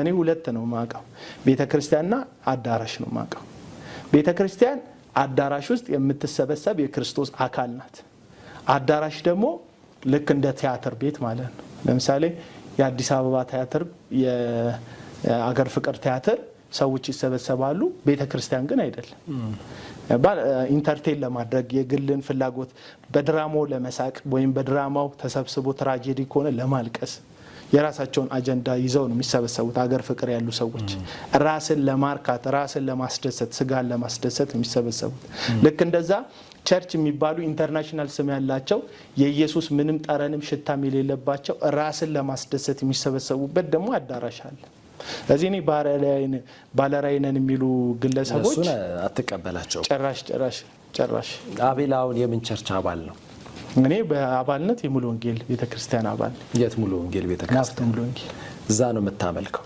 ስለዚህ በዛው ቤተክርስቲያን ውስጥ ተይዘክ አገልግሎትን እያገለገልክ ነው የምትገኘው አገልግሎት እንደዚህ የሚባል አገልግሎት አላገለግልም ቸርች ውስጥ ማገልገል አልፈልግም ለምን እያገለገልኩ ነው ግን የቤተክርስቲያን አገልጋይ አይደለሁ የቤተክርስቲያን አገልጋይ መሆን ያልፈለኩት በቂ አገልጋይ ስላለ ነው አዳራሽ ውስጥ አዳራሽ ውስጥ በቂ አገልጋይ አለ እነሱ ኢንቫይት ቢያረጉ ይሄንን አገልግሎት ለምን ቤተክርስቲያን አሁን ለዚህ ነገር ፈልጋለሁ ቢትለኝ ቤተክርስቲያን ተሳተፋለች እንጂ ሌላ ምንም ጤነኛ ነገር ነው ያለ አልተጋጨህም ኖ ሰላም ነው መጋቢን አገኘዋለሁ አንዳንድ ጊዜ ማልሄድባቸው አጋጣሚዎች ይኖራሉ ግን ለመገኘት ለመሄድ ግን በጣም ጥረት አደርጋለሁ እንደዛ ነው ያለውት በቤተክርስቲያንና በቤተክርስቲያን ህብረት አምናለሁ አሁን ላይ ከአካባቢው ርቅ ያለው ሰፈር በመልቀቅ ማለት ነው እና ያማተርኩም ነው ያለውት ወይ ወደዛ በዛው ቸርች ለመቀጠል ወይም ደግሞ ወደ ሌላ ቸርች እንትን ለማለት ሙቭ ለማድረግ ስለዚህ አገለግላል ወንጌልን አገለግላል ከአብያተ ክርስቲያናቶች ጋር ለምሳሌ ገጠር ውስጥ ምናምን ወንጌል ሰራለሁ ከአብያተ ክርስቲያናቶች ጋር ማለት አሁን እያወራን ስለነበረ ነው የተጠያቂነት ስታጠፋም የሆነ ነገር ውስጥም ስትገባም ቤተክርስቲያን የክርስቶስ ወኪልም ስለሆነች ምትመልስክ ወደ እግዚአብሔር ሐሳብ ፍቃድ መንግስት ምታደርስህ የቤተክርስቲያን አንዱ ትልቁ ስራዋ ስለሆነ በዛ ስር መሆንን ላረጋግጥ ብዬ ነው ብዙ ጊዜ ለመናገር ሞክሬያለሁ አሁን ለምሳሌ እኔ የማደርገው ነገር እንደ ቤተክርስቲያኒቷን የሚያሰድብ ቤተክርስቲያኒቷ አቋም ጋር የሚቃረን ከሆነ መጋቢዎቼ የምላቸው ሰዎች ደውለው ይሄን ነገር ትክክል አይደለም ካሉ ለመስማት ለመታረም የመጀመሪያ ራሱ ከነበርኩበት ከግለሰብ አዳራሽ ወደዚህ ቤተክርስቲያን ሙቭ ሳደርግ ለቤተክርስቲያን ወገኖቼ እጄ ያልኳቸው እኔ ጥላ ፈልጋለሁ ሳጠፋ የሚወቅሰኝ ስበድል የሚያርመኝ ሰው ፈልጋለሁ ይሄ ልክ አይደለም የሚለኝ ሰው ፈልጋለሁ መድረኩን አገልግሎቱን ምናምን አይደለም የምፈልገው ጥላ ነው የምፈልገው እንደ ቤተክርስቲያን ህብረቱን ነው የምፈልገው ብዬ ተናግሬ ነው ለመመለስ ጥረት ያደረኩት ወደዛ ቤተክርስቲያን ማለት ከመጀመሪያ የነበርኩበትን ታውቃለህ የግለሰብ አዳራሽ ነበርኩ ከዛ ወጣው ማለት ነው እሱን እንግዲህ በኋላ አንዳንድ ጥያቄዎችን አንስተን እዛ ላይ ደግሞ እናወራበትም አሁን ግለሰብ ስላልክ በኋላ ላይ እጠይቅሃለሁ ብዬ ነው እንዲሁ በጸጋ ነው የዳንኩት እንዲሁ በጸጋ ነው እንዲሁ በጸጋ ጸጋን ሾው ሰብስክራይብ ያድርጉ አቤላ የበላበትን ወጭት አልሰበረም ወይ የሚሉ ሰዎች አሉ። የጠጣበትን ምንጭ ለምንድን ነው የሚያደፈርሰው? ምንም ቢሆን ከእግዚአብሔር ጋር ያለው ህይወቱ እንዲስተካከል ወይም ወደ ትክክለኛው ትራክ እንዲመጣ አገልጋይ ዮናታን አክሊሉ አልረዳውም ወይ? እንደው ሌላው ቢቀር አልዳረውም ወይ? ቸርቹ ላይ በትክክል ሱፍ አልብሶ ፕሮግራም አዘጋጅቶ ብዙ ነገሮችን አመቻችቶለት ያንን ወግ ማዕረግ እንዲያይ የምታምንበትን ነው የምትጠይቀኝ? ቆይ እኔ የምታምንበትን ነው ሰዎች ሚሉት? እንግዲህ ጠይቅልኝ ከተባልኩት ነው እየጠየቅኩ ያለሁት። እንደዛ የሚሉ ሰዎች ስላሉ ነው። እና ሲቀጥልም ደግሞ በዛች ቤተክርስቲያን ውስጥ የመሰረታዊ የደህንነት ትምህርትም ታስተምር ነበረ። ለአገልግሎትም እድሉን ሰጥቶት ነበር እና በዚህ ልክ እንዴት የሱ ተቃዋሚ ይሆናል የሚሉ ሰዎች በጣም አሉ። እና ለዚህ ምን አይነት ምላሽ አለክ? ማጭር ነው። ገና ብዙ ወጭት ሰብራለሁ፣ ገና ብዙ የበለውትን እጅ እክዳለሁ። ምክንያቱም ቀደም ነገርከኝ፣ ጠየከኝ ጥያቄ ልመልስልህ። ምን አልከኝ? የጠጣበትም ምንጩ ኢየሱስ ካልሆነ ምንጩ ቢደፈርስ ምን ችግር አለ? አየህ፣ ምንጩ ትክክለኛ ካልሆነ አንዳንድ ሰዎች ሆዳሞች ናቸው። ሆዳም ስለሆኑ በአጎረሰ እጅ ምናምን የሚል ተረት ነው የሚተርቱት። ሆዳሞች ናቸው እንደዚህ አይነት ሰዎች። ሆዳምነታቸውን ላሳይ። ካጎረሰኝ እጅ የተወጋልኝ እጅ ስለሚበልጥ ነው፣ ያዳነኝ እጅ ስለሚበልጥ ነው እጅ የቀየርኩት። በሆዴ ተደልዬ አጉርሶኛልና አበልቶኛልና ድሮኛልና ምናምን ብዬ በውለታ ተሸብቤ የምቀመጥበት ምክንያት የለኝም በፍጹም። አሁን በዚህ ሊያሸማቀቀኝ የሚችል ሰው የለም። ያው ጠንቋይ ቤት ሄዳችሁ ሪል የጨለማው ኃይል የሚያግዛቸው ሰዎች አሉ። በአጋንንት ኃይል ሀብታም የሚሆኑ ሰዎች አሉ። የሆነ ነገር የሚኖራቸው መኪና ምናምን የሚኖራቸው ሰዎች አሉ። የሆነ ጊዜ ላይ ብርሃን ሲበራላቸው ወደ ኢየሱስ ሲመጡ ያበላችሁ ያጠጣችሁ ጠንቋይ ልትላቸው አትችልም። ከጨለማ ወደ አስመለጣቸው ወደ ኢየሱስ ስለሄዱ። አሁን ወደ ማን ነው የመጣው? ቀድሞ ወደ ማን ነበርክ? ቀድሞ ግለሰብ ጋር ነበርኩ፣ አሁን ኢየሱስ ጋር ነው ያለሁት። ቀድሞ ታማኝነቴ ለግለሰብ ንግግርና ቃል ነበረ፣ አሁን ታማኝነቴ ለእግዚአብሔር ቃል ብቻ ነው። እዚህ ጋር አንድ ነገር ግልጽ እንድናረግ ፈልጌ ነው። ለምሳሌ አንተ በቲክቶክ ገጽ ላይ መልካም ወጣት ዮናታንን ሀብታም አደረገ፣ እኔን ደግሞ ከሱስ አወጣኝ የሚል ነገር ያየው መሰለ። እንደዛ ነገር አይቻለሁ። እሱ እንደ ቤተ ክርስቲያን መሪ ወይም እንደ አገልጋይ ለአንተ ያደረገልህ ነገር ምንድነው? ወይም በዛ ቦታ አንተ ተደረገልኝ ብለህ የምታስበው ነገር ምን አለ? ተደረገልኝ ብቻ አይደለም አደረኩም ነው ያለው። ኦኬ፣ ገባ። ግልጽ አድርገው እሱ ላጫውት። ህፃናት የሚጫወቱት ቁጭ ብድግ የሚባል የሆነ ጨዋታ አለ። ካየው ሁለት ህፃናቶች በዛ ጊዮና ወይም ሁለት ህፃናት በግራና በቀኝ የሆኑና ይጫወታሉ። እና ሁለት ህፃናት በአንዱ መጫወቻ በኩል ሆነው በዛ በኩል ሚዛን የሚያጫውታቸው ሚዛን የሚባለው ጨዋታ ማለት ነው። ሚዛን ለመጫወት በዚህ በኩል ሁለት የተቀመጡ ልጆች ኖረው በዛ ምንም ከሌለ ቁጭ ብለው ነው የሚቀሩት። ስለዚህ የሚዛኑ ጨዋታ ያለው በዚህም በኩል ሁለት ልጆች በዛም በኩል ሁለት ልጆች ተሆነው ሚዛኑ ወደዚህና ወደዚህ ሲያደርግ ነው ህፃናቱ የሚደሰቱት የሚጫወቱት። አሁን ሰዎች ጥቅምን የሚያስቡት በአንድ በኩል ነው። ለምሳሌ አሁን ጸጋሾ እዚህ ፕሮግራም ጠርተኸኛል አንተ አይደል? እየጠቀምከኝ ነው? እየጎዳኸኝ ነው? አይደለም። አሁን እኔ በመምጣቴ የኔን ሀሳብ መስማት የሚፈልጉ 3ም 4ም ሰዎች ቢሆኑ ይሄንን ፕሮግራም ያዩታል። ከዛ በኋላ ይሄ ፕሮግራም በመታየቱ ደግሞ እኔ ክሊር ማድረግ ያለብኝ ነገር ደግሞ ክሊር ይሆናል። ስለዚህ የኔና ያንተ ጉዳይ የሚዛን ጨዋታ ነው ማለት ነው። ሁለታችንም ነው፣ አንተም እኔም። ማርሴል ቴሌቪዥን እኔ በግል ጉዳይ ባላወራ ደስ ይለኛል። የማርሴል ቴሌቪዥን የኔን ምስክርነት ያወጣው በእኛ በኩል ይሄ ነገር ተሰራ ብለው ራሳቸውን ፕሮሞት ሊያደርጉ እንጂ እኔ አቤል አቡና ማንም የማያቀኝን ሰውዬ ፕሮሞት ለማድረግ ለእኔ ያስበውልኝ አይደለም ያደረጉት። በእኛ ይሄ ተሰራ የሚለውን ነገር ሲያደርጉ እኔን ሰዎች አዩኝ እንጂ አሳዩኝ ብያቸው አይደለም ያሳዩኝ። ወይም በቴሌቪዥን የመታየት ጉጉት አለ እስቲ ታዋቂ ሰው አድርጉኝ ሰዎች ይዩኝ ይመልከቱኝ ብዬ አይደለም ቴሌቪዥናቸው ላይ ያሳዩኝ። እኛ እግዚአብሔር ከኛ ጋር ስለሆነ እንደዚህ በዚህ ልጅ ህይወት ውስጥ ተደረገ ብለው እኔን ፊት ገጽ ላይ ያመጡኝና አሳዩኝ። ከዛ ህይወቴ ከእግዚአብሔር ጋር የተገናኘ ስለነበረ እኔ ጄኒውን ነው ጌታን የተቀበልኩት እዛ አይደለም። በልጅነቴም ጌታን አውቀው ስለነበረ ትክክለኛውን ክርስትና በሙሉ ወንጌል ቤተክርስቲያን ውስጥ ደግሞ በመካነ ኢየሱስ ቤተክርስቲያን ውስጥ ያየሁት ክርስትና ስለነበረ ያንን ክርስትና ከእንደገና መለማመድ ጀመርኩኝ። በአይምሮ መታደስ መለወጥ ጀመርኩኝ። ከእግዚአብሔር ጋር ህብረት ማድረግ መጸለይ፣ ቃሉን ማንበብ፣ መንፈሳዊ ጤነኛ ህብረት ማድረግ ጀመርኩኝ እና ያ ነገሬ ህይወቴ ላይ ለውጥ መጣ። ፊዚካሊ ለውጥ መጣ፣ ሜንታሊ ለውጥ መጣ። ሰዎች የሚያዩት ሆነ። ሶሻል ሚዲያ ላይ አክቲቭ ተሳታፊ ስለሆንኩኝ በየቀኑ አፕዴት ናቸው እኔን የሚያውቁኝ ሰዎች ለውጤን ያዩታልና በጣም ብዙ ሰዎች እኔን በማየታቸው ምክንያት እዛ ፕሮግራም ላይ ሄደዋል። በአንድም በሌላም የፕሮግራሙ ወይም የዛ የወጣቶች ፕሮግራም ምን ሆኛለሁ? አምባሳደር ሆኛለሁ። አይኑን አንድ ሰው ቢጨፍን መልካም ወጣት ስታስብ ማንን ታስባለህ ቢባል አቡናን ይላል፣ እንደው መሸምጠጥ ካልፈለገ በስተቀር። ምክንያቱም የምታፋታው ፒክቸር አይደለም። ለውጥ ሲባል የመጣ ለውጥ አለ፣ ተጽዕኖ ፈጣሪነት አለ። የወንጌልን እውነት ላይ ማመቻመቻ አንድ ወጣት አለ። ብዙ ልጆች ተለውጠው ሊሆን ይችላል። ደግሞ የተመለሱ ያልተለወጡም ደግሞ እልፍ ልጆች አሉ። መስክረው በዛ ይቀሩ መስክረው 4 እጥፍ 10 እጥፍ የሆነባቸው ልጆች አሉ። እና ጥቂት ከሚባሉ በለውጣቸው ከጸኑ ሰዎች መካከል አንዱ ከመሆኔም አንፃር ፕሮሞት አድርጌያለሁ። ስለዚህ አሁን የሚያስበው ሰዎች እሱ ለኔ ያደረገልኝ ነው፣ እኔ ለሱ ብዙ አድርጌለታል።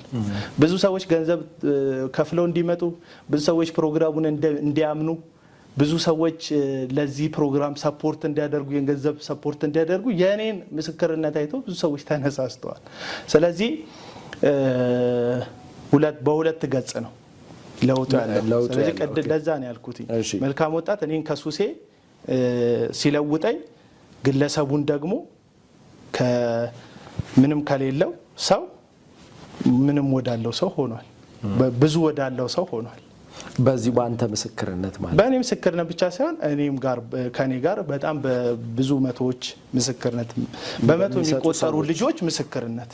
ስለዚህ አሁን እሱ እንዳደረገ ብዙ ሊያወራ ይችላል። ደግሞ ያወራል በየመድረኩ በጣም በየመድረኩ ውጭ ሀገር አሜሪካም ካናዳም ሲሄድ ስለለወጣቸው ስለ ደግነቱ ምናምን በየስብከቱ መሀል ጣል ያደርጋል።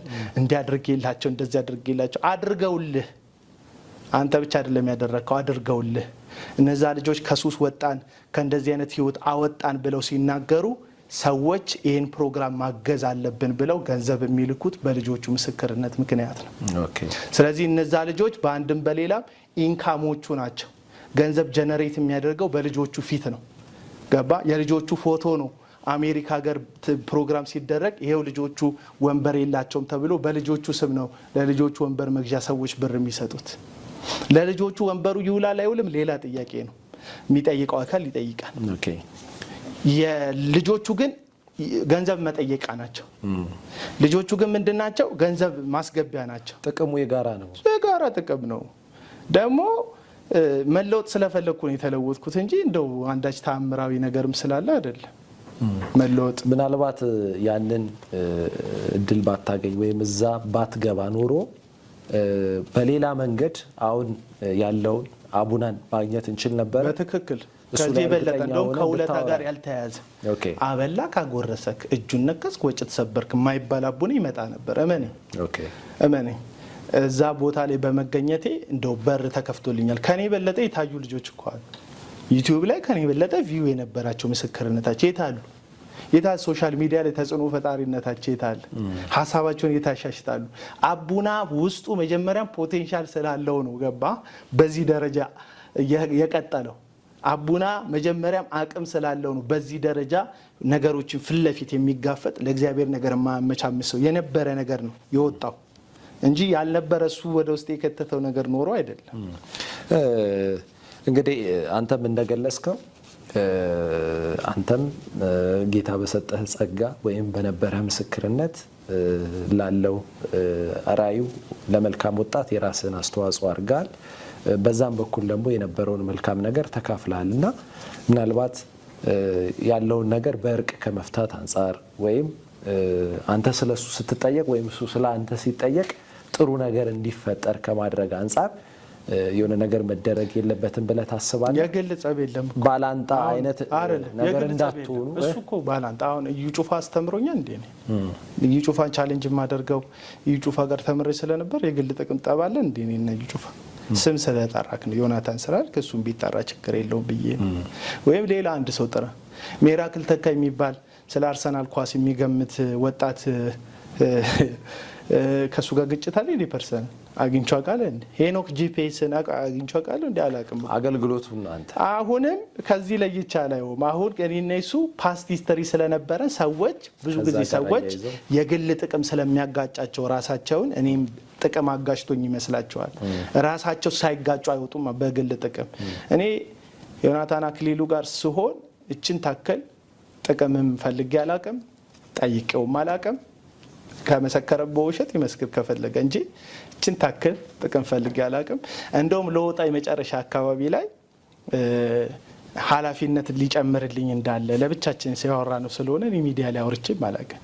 ኃላፊነት ሊጨምርልኝ እንዳለ ደሞዝ ሊጨምርልኝ የሆነ የኪስ ፓኬት መኒ ከፍለኝ ነበር 5000 ብር በወር ይሰጠኝ ነበር። ለትራንስፖርት ነው የሚሆነኝ ያን ያህል ገንዘብን ፈላጊ ልጅ አይደለሁም። ከዛ ህይወት መውጣት ኢየሱስን ማምለክ ብቻ ነው የምፈልገው ገባ። ከዛ ብር እንደሚጨምርልኝ ምናምን ነገረኝ። ያንን በነገረኝ ቀን ስኬት ለኔ ስኬት ማለት ኖባዲ የነበረ ሰው ሰምባዲ ሳደርግ ነው አለ። በግሬ የመጣ ሰው መኪና ሲኖረው ነው ለኔ ስኬት አለ። ከዛ ላጤ የሆነ ሰው ሲያገባ ነው ለኔ ስኬት። እኔ ስኬት አጣው ምለው ያገባ ሲፈታ ባለመኪና እግረኛ ሲሆን ሰምባዲ የነበረ ኖባዲ ሲሆን አልተሳካልኝ ምለው ሲለኝ ነው ይሄ ሰው አልኩኝ።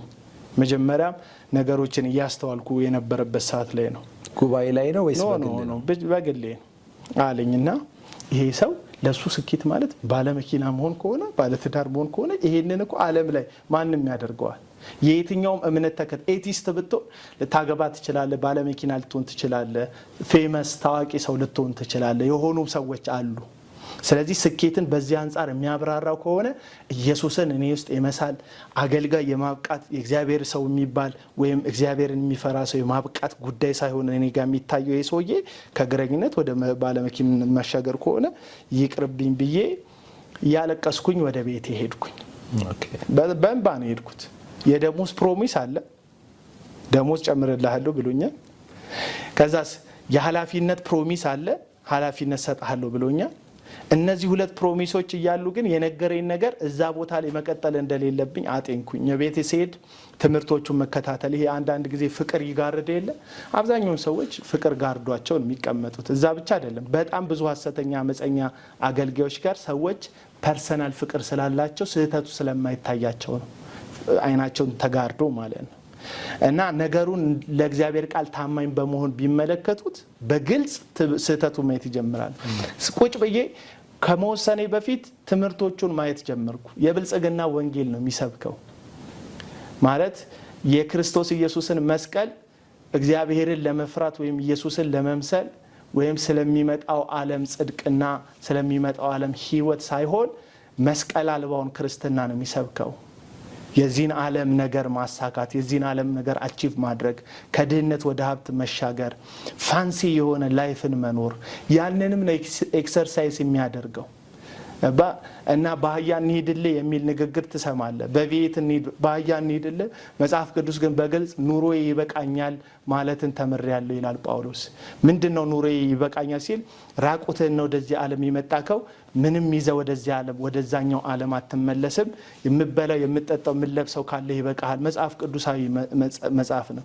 ሰው መኪና እንዳያልኩ ነው አይደለም። ሰው ጥሩ አይኖር አይደለም። ወንጌል ግን ጥሩ ስለመኖር አይደለም፣ ስለ ምድራዊ ስኬት አይደለም። ሰው መሰረታዊ ነገር ያስፈልገዋል። ይሄንን ነገር ለማወቅ ኢየሱስን ማወቅ አያስፈልግም መሰረታዊ ነገር እንደሚያስፈልግ። ምክንያቱም ኤዥያ ውስጥ የሚኖር የቡዲዝም እምነት ተከታዮች መሰረታዊ ነገር ሰው እንደሚያስፈልገው ሊያውቁ ይችላሉ። ወይም ደግሞ ሳውዲ አረቢያ ያለ የአንድ እስልምና ተከታይ ላይፍ ላይ መኪና እንደሚያስፈልግ ቤት እንደሚያስፈልግ ማንም በመሰረታዊ ደረጃ የሚስማማበት ነው። ወንጌል ኢየሱስ መስቀል ብለህ ግን ነገሩን ወደ ቁሳዊነት ካመጣከው ከወንጌል መስመር ወጣህ። ይሄ ነው ያላስማማችሁ እንጂ ትምህርት ነው እንጂ ያላስማማን የለም። ክፉ ነገር የለም፣ ንግግር የለም፣ ምን የለም። በነገር ላይ ስለ ዮናታን መናገር ሳልፈልግም ነው የተናገርኩት። ትዝ የሚል ከሆነ እዩ ጩፋ የ10 ሚሊዮን ብር ስክሪን ገዛው ባለ ጊዜ ላይ ለ3 ወር ለ4 ወር ከዮናታን ቸርች ወጥቼ ወይም ከዮናታን አዳራሽ ወጥቼ አልተናገርኩ። ከዛ ብዙ ጊዜ አፍ የሚያዘጉኝ በዮናታን በኩል ነው። ብዙ ሰዎች ጽድቅን ስናገር ዮናታንስ እንደዚህ ያደርግ የለ እንዴ ይሉኛል። ምክንያቱም ዮናታን እኔ ዝም ምልበት አፍ ምዘጋበት ኬዜ ነው፣ እንደ ድካም ማለት ነው። ዮናታንስ ሲጨፍር የለ እንዴ ቅጥ ስለ አጣ ጨፈረ ወንጌል ያሰናከላል ይሄ ነገር ስል ዮናታንስ ሲጨፍር የለ እንዴ ይሉኝና የሀገር የባህላዊ ዳንስ የዮናታንን ያመጡልኛል። እንደው ቤተክርስቲያንን ናይት ክለብ አስመሰላችሁት። ቅጥ ያጣ የላይት አጠቃቀማችሁ ከናይት ክለብ የመጣ ሰው ወደ ናይት ክለብ የገባ ይመስለዋል። ቢያንስ ቤተክርስቲያን የራሷ መርህ ቢኖራት፣ የራሷ የሆነ ነገር ቢኖራት፣ ጤናማ ነገር ቢኖራት እላለሁ። እናንተስ ቸርች ዲምላይት በዲምላይት አይደል እንዴ ናይት ክለብ አይደል እንደሚመስለው ይሉኛል። ዮናታን ያመጡብኛል ስለሆነ ነገር ስናገር። ከዛ የሆነ ሰዓት ላይ ዮናታን በእግዚአብሔር ቃል መመዘን አለበት እንጂ ዮናታን የእግዚአብሔርን ቃል አይመዝነውም አልኩኝ። አፈረጥኩት። እንደውም ቁርጡን ወቁ። አፍ ማዘጊያው ዮናታን አይደል? ቁርጡን ወቁ። ከዮናታን ጋር ኦፊሻሊ ተለያይቻለሁ፣ ከዮናታን ጋር አይደለሁም አልኩኝ። እነዛው ሰዎች ናቸው አሁን መልሰው ያጎረሰን እጅ ነከስክ ወጭ ሰበርክ የሚሉኝ ግን ዝም ማስባያውን መንገድ ስለሰበርኩባቸው ነው። አሁን ዝም በምን ያስብሉኝ? እጅ ነከስክ ላይ ናቸው። ገና እጅ አይደለም በጣም ብዙ ነገር ልነክስ እችላለሁ ከኢየሱስ ወንጌል ስለማይበልጥ። እንዲሁ በጸጋ ነው የዳንኩት፣ እንዲሁ በጸጋ እንዲሁ በጸጋ ነው፣ እንዲሁ በጸጋ። ጸጋን ሾው ሰብስክራይብ ያድርጉ። ምናልባት በአገልግሎትክ ወይም ከዚህ ቀደም በነበረ እንቅስቃሴ ይህንን ነገር ባልናገር ኖሮ የምትለው ወይም ይህንን ነገር ባላደርግ ኖሮ የምትለው የምትጸጸትበት ነገር አለ ወይም እንደው ይቅርታስ እጠይቃለሁ ብለህ የምታምንበት የምታስበው ነገር ካለ ብዬ ነው። ያው ፐርፌክት አይደለም። ፐርፌክት ማንም ደግሞ አይደለም። ያው የድሮ አገልጋዮችም ሚዲያ ስላልነበረ ነው ስህተታቸው እዛው ተወሻሽቆ የቀረላቸው እንጂ ሁሉም ሰው ይሳሳታል። እንደዚህ ብዬ ማስታውሰው ነገር የለም። የተናገርኩበትን መንገድ ሚስ አንደርስታንድ ያደረጉ ሰዎች አሉ። ለምሳሌ የሆኑ ሰዎች አይነኪ አላቸው። ከሌማ እሱንማ ማን ይናገረዋል የሚሉትን ሰው ተናግሬያለሁ።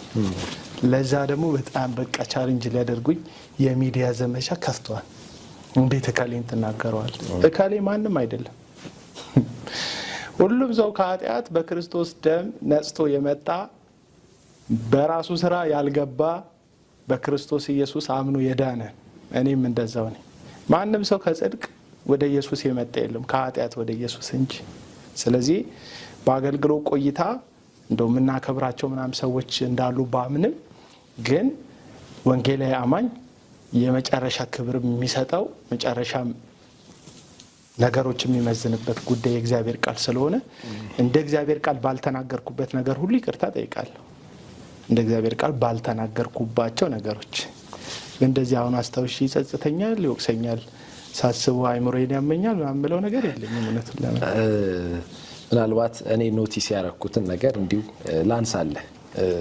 ብዙ ጊዜ ቲክቶክ ላይ አንዳንድ ሀሳቦችን በእግዚአብሔር ቃል ወይ ስትሞግት ሊሆን ይችላል በመጀመሪያ ላይ ትችትን የምታቀርብበት መንገድ ለምሳሌ እንደ መሳቅ ሊሆን ይችላል። መሳቅ እኮ ጥፋት አይሆንም። ለምሳሌ የአውታሩ ከበደ ያኔ ዝማሬ በለቀቀ ሰዓት ማስታውሰው ያቺ ዜማዋን ትንሽ እንደ መቀለር ነገር ብለህ ያቀረብክባት ፓርት ሰዎችን ያስቆጣበት ሁኔታ አለ። አዎ እነዛ ሰዎች አሁን ቆይ እነዛ ሰዎች ላቋርጥ ቆይ እነዛ ሰዎች አውታሩ ከበደ የእስራኤል ዳንሳ ቸርች ሄዶ በአንተ እጅ ሙታን ይነሳል ብሎ እግዚአብሔር ያልተናገረውን ነገር ሲናገር ተቆጥተው እግዚአብሔር ያላለን እንዴት ብለሃል ብለውታል ዘማሪው። ይሄንን እስቲ መልስልኝ። አንተስ ብለሃል? እኔ አላልኩትም። ለምን አላልክ? የምልበትም እድልም አልነበረኝም። አዎ አየህ፣ በእግዚአብሔር ስም ሲዋሽ የሐሰት ትንቢት ሲነገር እንግዲህ በአደባባይ በኢሳት ቴሌቪዥን እንኳን ሰዎች መሞታቸው ምናምን በዶክመንተሪ በአደባባይ የተሰራ በጣም ብዙ ማስረጃ የተገኘበት አገልጋይ ነው። ለዛ የመጣ በእግዚአብሔር ስም የተነገረ የሐሰተኛ ትንቢት እሱ ያመጣ የሐሰተኛ ትንቢት መወያያ ሳይሆን ትክክል እንዳልሰራ ሳይነገረው አውታሩን አቡና ተናገረው የሚል ነገር ብዙዎችን ካስቆጣ አሁንም ደግም ይላለው ይሄንንም ኢንተርቪው እንደው ከደረሳቸው ደግሞ ይቆጡ። ለእግዚአብሔር ነገር ያልተቆጡ ይልክ ለእግዚአብሔር ነገር ያልተቆጡ ሰዎች ለሰው ነገር ተነስተው ጥብቅና የሚቆሙበት ምክንያት አሁንም ከእግዚአብሔር ሰው ስለሚበልጥባቸው ለነዚህ ሰዎች እንትኑ ላይ ነው አሁን እያወራን ያለ ነው። ፖይንቱ ገብቶኛል። እኔ ሁሌ ነው ይቅርታ መጠየቅ አለበት ሲሉ ሁሌ ነው መጀመሪያ ይቅርታ አስጠይቃችሁታል ወይ? በቃ አሳቀኝ። እኔ አሳቀኝ። ላይቭ የአንድ ሰዓት የሁለት ሰዓት ላይቭ ነው። ገስት የገባሁት አንድ ወንድማችን ተጉ የሚባል ወንድማችን ላይቭ ከፍቶ ነበር። እሱ ጋር ነው የገባሁት። ስለ ብዙ ነገር ተወርቷል። በዛች መካከል ሳቋ ተቆርጣ የወጣች ናት። ከሳቋ በፊት ያለው ጉዳይ አልታየም። ከሳቋ በኋላ ምን እንዳወራው አልታየም። ያቺ ሳቅ ብቻዋን ልታናደር ትችላለች። ከተፈጠረው ላይቭ ላይ ከነበረው እውነት አንፃር ግን አብሮ የምታስቅናት እንጂ የምታናደድ አይደለችም። እንዴት እንደምስቅ መጥቶ የሚነግረኝ ሰው የለም። መጽሐፍ ቅዱሳዊ መመዘኛ የለውም። ሳቅ በዚህ መንገድ አትሳቅ። ያው በእኛ ማህበረሰብ እንዲሁ ከለመድነው አንፃር አንድ ሰው እንትኑን ቅድምም መጀመሪያ ላይም ስናነሳ እንደነበረው የዛን ሰው መልካሙን ነገር ተቀበለክ መልካሙን ነገር መቀጠል ስላለበት ማለት ነው። መስተካከል ያለበትም ነገር ደግሞ እንዲስተካከል እድል ከመስጠት ነው። እልህ ውስጥ እንዳይከት ነው። አንዳንዴ በዚህ ነገሮች ሰዎች ኦሬዲ ተበላሽተው ሲስተማችን ፌል አድርጓል። አብዛኛው ሲስተም ፌል አድርጓል። አብዛኛው ሲስተማችን ፌል አድርጓል። አሁን ምን ችክ ብለን እየተጠቀምንበት ያለው ጉዳይ ይሄ የሽንገላው ፓርት አልፎበታል። ፍለፊት መነጋገር አለብን። ልኩን ልክ አይደለም ማለት አለብን። ስህተቱን ስህተት ማለት አለብን። አሁን ለምሳሌ በተለምዶ አንዳንድ ሰው ይሰብክና ስብከቱ ምንም የማይጠም መልእክት የሌለው ደረቅ የእግዚአብሔርን ቃል በትክክል ያልተረጎመ ስብከት ይሆንና በተለምዶ ሲወርድ ሰውዬው ይሄን ነገር ብታስተካክል ከማለት ይልቅ ጥሩ ነበረ የማለት ሽንገላ ነው ያለው። ወደ ቤተ ክርስቲያን አካባቢ ስትመጣ ጆሮ የሚቆርጥ ድምጽ ያላቸው መዘመር ማቆም ያለባቸው ሰዎች በቃ እግዚአብሔር ስጦታው ያልሰጣቸው ሰዎች ዝም ብለው ሲያንቋርሩ መድረክ ላይ ወጥተው ጌታ ይባርክ ከማለት ቶሎ መክሊታቸውን እንዲያገኙ ጥሪያቸውን እንዲያገኙ መርዳት ስንችል ፍለፊት ነግረናቸው ገባ የውሸት ሙገሳ ሰተናቸው ማይሆን ቦታ ከሄዱ በኋላ ይሰበራሉ። እና ሂስ ያቀረብኩበት መንገድ አው ስህተት ሊሆን ይችላል። እዛ አውታሩን ጋር እሱ ችግር የለው። ሂስ ያቀረብ ሂሱ ትክክል አይደለም ወይ ሲባል ትክክል ሂሱ ትክክል ነው። መንገዱ ልክ አይደለም። እኔ ቅድምም በተደጋጋሚ ስናነሳው እንደነበረው እንደ እግዚአብሔር ቃል ለዛ ደግሞ ይቅርታ አልጠይቅም።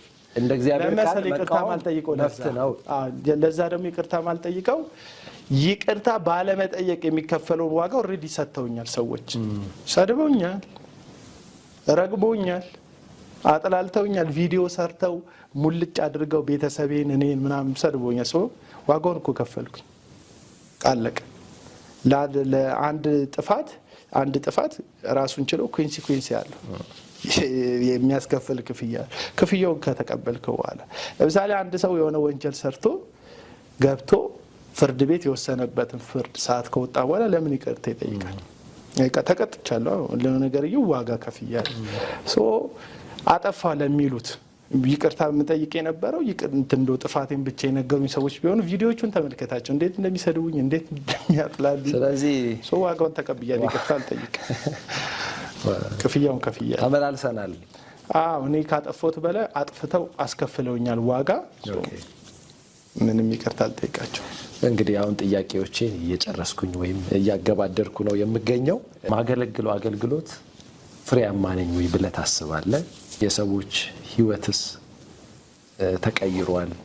በእኔ አገልግሎት ሰዎች ወደ ትክክለኛው መንገድ መጥተዋል ብለህ መናገር ትችላለህ? እሱን ብትመልስልኝ ደስ ይለኛል። ቀጣይ ምን ስለመስራት አስበሃል? አቡና እንደዚህ ነው ወይ የሚቀጥለው? በሶሻል ሚዲያው እንደዚህ ነው የሚቀጥለው ወይ የሚል ነገር ቢመለስ ብዬ አስባለሁ። እንደው ይህን ጥያቄ ደግሞ ባነሳው አንድ ጥያቄ አለ። ያው ከሰዓታችን አንጻር ባይፈቅድልንም ግን እሱንም በዛው ብትመልስልኝ። ፕላትፎርሙ የሶሻል ሚዲያ ሁሉንም ገበያ ያሰጣ ነው። ሁሉንም እምነት ማለት ነው። የፕሮቴስታንቱንም ብቻም ሳይሆን ሁሉንም እምነት በቀላሉ መንገድ ስክሮል ሲያደርግ ቲክቶክ ላይ ማየት ይችላል እና የቤታችን ጉድ አንዳንዴ እንግዲህ ጉድ ነው የሚባሉት ነገሮች ይኖራሉ። ያው ሁሉም ሰው ቤት ውስጥ አደባባይ የማይወጣ ነገር አለ ተብሎ ይታሰባል፣ ፐርፌክሽን ስለሌለ ማለት ነው። እና ከዛ አንጻር ሰዎች አይሰናከሉም ወይ? ለእግዚአብሔርስ ክብር ያመጣል ወይ? እኛ ለእግዚአብሔር ክብር የምንጨነቅ ሰዎች አይደለንም ወይ እንደ ክርስቲያን ማለት ነው። እና አንዳንዴ አህዛቦች ወይም በጌታ በኢየሱስ ክርስቶስ የማያምኑ ሰዎች የኛን ቪዲዮ፣ የኛን ክርክር፣ የኛን ጩኸት እዛ መሀል ያለውን ነገር ሲመለከቱ ይበልጥ ወደ እግዚአብሔር እንድንቀርብ ነው እንዲቀርቡ ነው የሚያደርጋቸው ወይስ ወደ ኋላ ጴንጤዎች እነዚህ ሰዎች እንዲህ ናቸው ብለው የእግዚአብሔር ስም ከመሰደብስ አንጻር እንዴት ታስበዋለህ የሚል ነገር ነው። ትችት የሚደርስባቸው ሰዎች ምናልባት ትችት በራሱ ደስ የሚል ነገር አይደለም። ማንም ሰው ሲተች አይወድም እና የነዛ ሰዎችስ ሞራል ከመጠበቅ፣ ስነ ልቦና ከመጠበቅ፣ መንፈሳዊ ጤንነት ከመጠበቅስ አንጻር አቡና ምን አይነት ጥንቃቄ ያደርጋል? እንዲሁ በጸጋ ነው የዳንኩት፣ እንዲሁ በጸጋ እንዲሁ በጸጋ ነው፣ እንዲሁ በጸጋ። ጸጋን ሾው ሰብስክራይብ ያድርጉ። የመጀመሪያው ነገር እኔ ጓዳ ቀርጬ ያስተላለፍኩት ፕሮግራም የለም። አደባባይ ኦልሬዲ የተሰጣ ነገር ነው። አንድ ሰው የሐሰት ልምምዱ ለምሳሌ ሶፍት ማስበላቱ፣ የካራቴ መስራቱ፣ መንፈስ ቅዱስ እያሉ የሚያደርጉት በመንፈስ ቅዱስ ላይ የተቀለዱት ቀልዶች፣ እግዚአብሔርን የማያከብሩ እንቅስቃሴዎቻችን፣ የቸርቹ ነገር በራሱ በቸርች ካሜራ ልክ አሁን አንተ እዚህ ስቱዲዮ ውስጥ ካሜራ በዚህም በዛም በኩል አድርገ የዚህም ፕሮግራም ሀሳብ እየቀረስክ እንዳለ ቀርጸው ይመጥናል ብለው ለወንጌል ሳይጠነቀቁ ዩቲዩብ ላይ የጫኑት ወይም አየር ላይ የቴሌቪዥን ፕሮግራማቸው ላይ ያስተላለፉት ግለሰቦቹ ናቸው መጠየቅ ያለባቸው። እነሱ ካልተጠነቀቁ አንተ አትጠነቀቅም? ቆይሽ፣ ይሄ ደግሞ አምስተኛ ጥያቄ እንዳይሆን። እሺ፣ እነዛ ሰዎች ናቸው ሳይጠነቀቁ እንትን ያሉት። ስለዚህ አብዛኛውን የፕሮቴስታንት በዝምታ ነገሮችን ማለፍ ይመርጣል።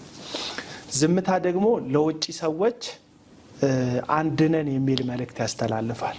ለምሳሌ ኢየሱስ ክርስቶስ ከቀረቡበት ክሶች መካከል ሁለት ክሶች በዋናነት መነሳት ይችላል። ለስቅላት ያደረሰው ክስ አንደኛው እግዚአብሔር ነኝ ያለ የሚል ነው፣ ወይም የእግዚአብሔር ልጅ ነኝ ይላል የሚል ክስ ነው የቀረበበት።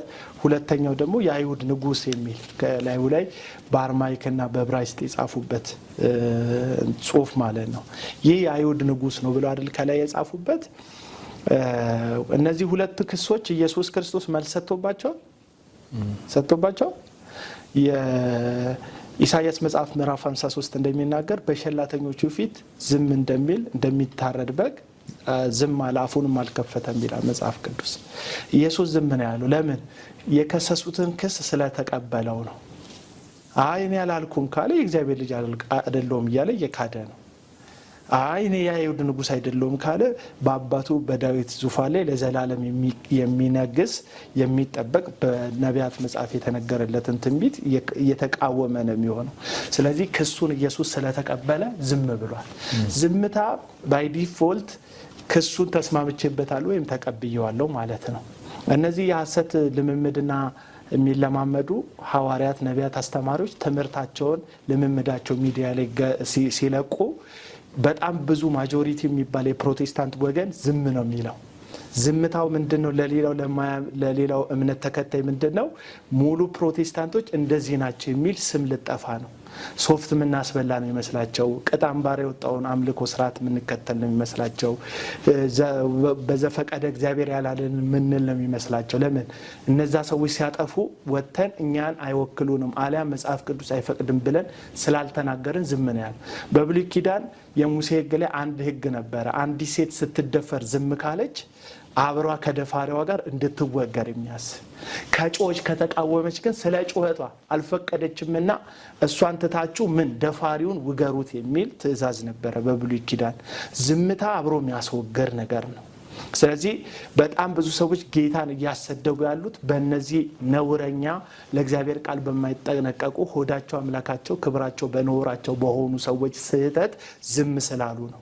ስለዚህ አንድ አሁን ለምሳሌ የኦርቶዶክስ እምነት ተከታይ አቡና ሶፍት የሚያስበሉትን ይደግፋሉ እንዴ? አይ አቡና አይቀበላቸውም ነው የሚለው።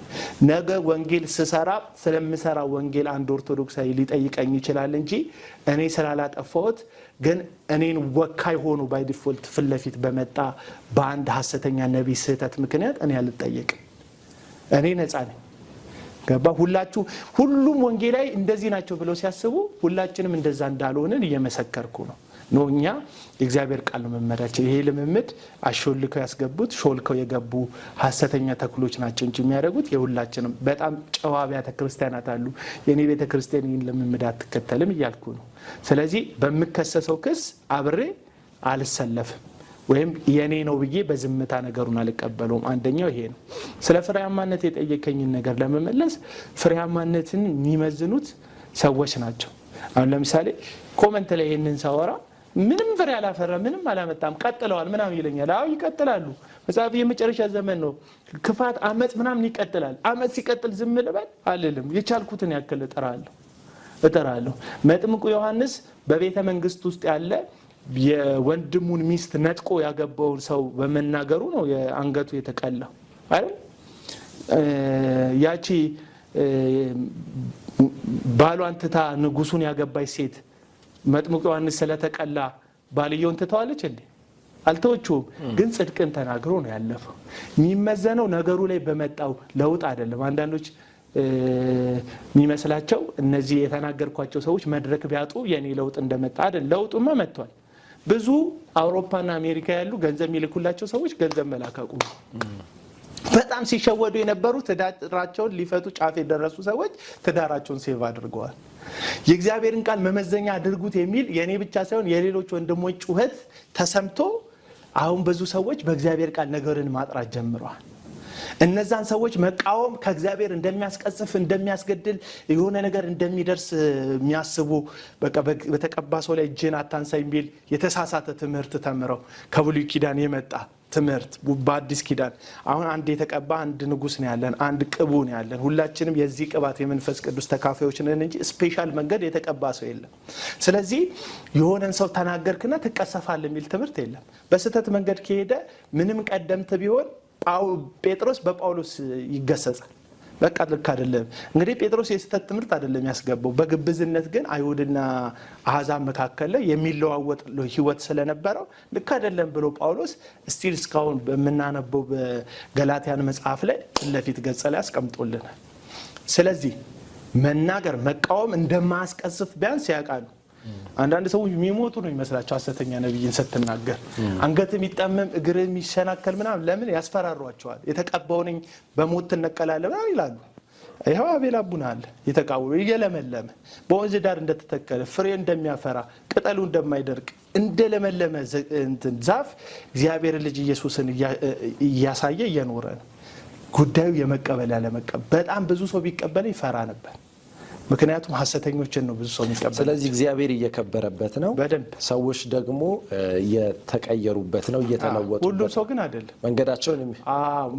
የይሁዳ መልእክት ላይ አንዳንዶችን ከእሳት ትናጠቃለን የሚለው በጣም ብዙ ሰው የማዳንም ሐሳብ የለኝም። ኢየሱስ ነው አዳኝ። እኔ ጥቂት ሰዎችን ብቻ ነው ለመናጠቅ ለመታደግ ሙከራ ማድረገው፣ ተሳክቶልኛል። ለዛ ደግሞ ኦርቶዶክሶች ጋር ደግሞ አቤል አቡና የተለየ ግንኙነት ፈጥሯል የሚሉ ሰዎች አሉ። ደግሞ አሁን ይህን ሰሞን ስታይል የሆነ ነገር አለ ሶሻል ሚዲያ ላይ የሆነ ሰው የሆነ ነገር ይልና በቃ ወደ ኦርቶዶክስ ወደ እናት ቤቴ እመለሳለሁ ብዙ ሰው እያለ ነው። እና ምንድነው ይሄ ነገር? ወደ እናት ቤቴ እመለሳለሁ ያልኩበትን ፖይንት የለም። እኔ ገብቶኛል ሐሳብህ። እኔ ያልኩበት ፖይንት የለም። ለምንድነው አንተ ጽዳት ከቤት ስለሚጀምር ነው። ይልክ አሁን አንተ በጣም ብዙ ሰዎች ወንጌል የሚመስላቸው ለኦርቶዶክሳውያን የሆነ ነገር መናገር ነው። ኢየሱስ ክርስቶስ እርሱ የእግዚአብሔር ልጅ እንደሆነ እንደሚያድን ኦርቶዶክሳውያን ይስማማሉ፣ አይከራከሩም። ከድንግል ማርያም የተወለደ ቅድመ ዓለም ደግሞ የአብ የባህሪ ልጅ የሆነ አንድያ ልጅ የእግዚአብሔር ልጅ ክርስቶስ ኢየሱስ አዳኛቸው ቤዛቸው እንደሆነ ያምናሉ።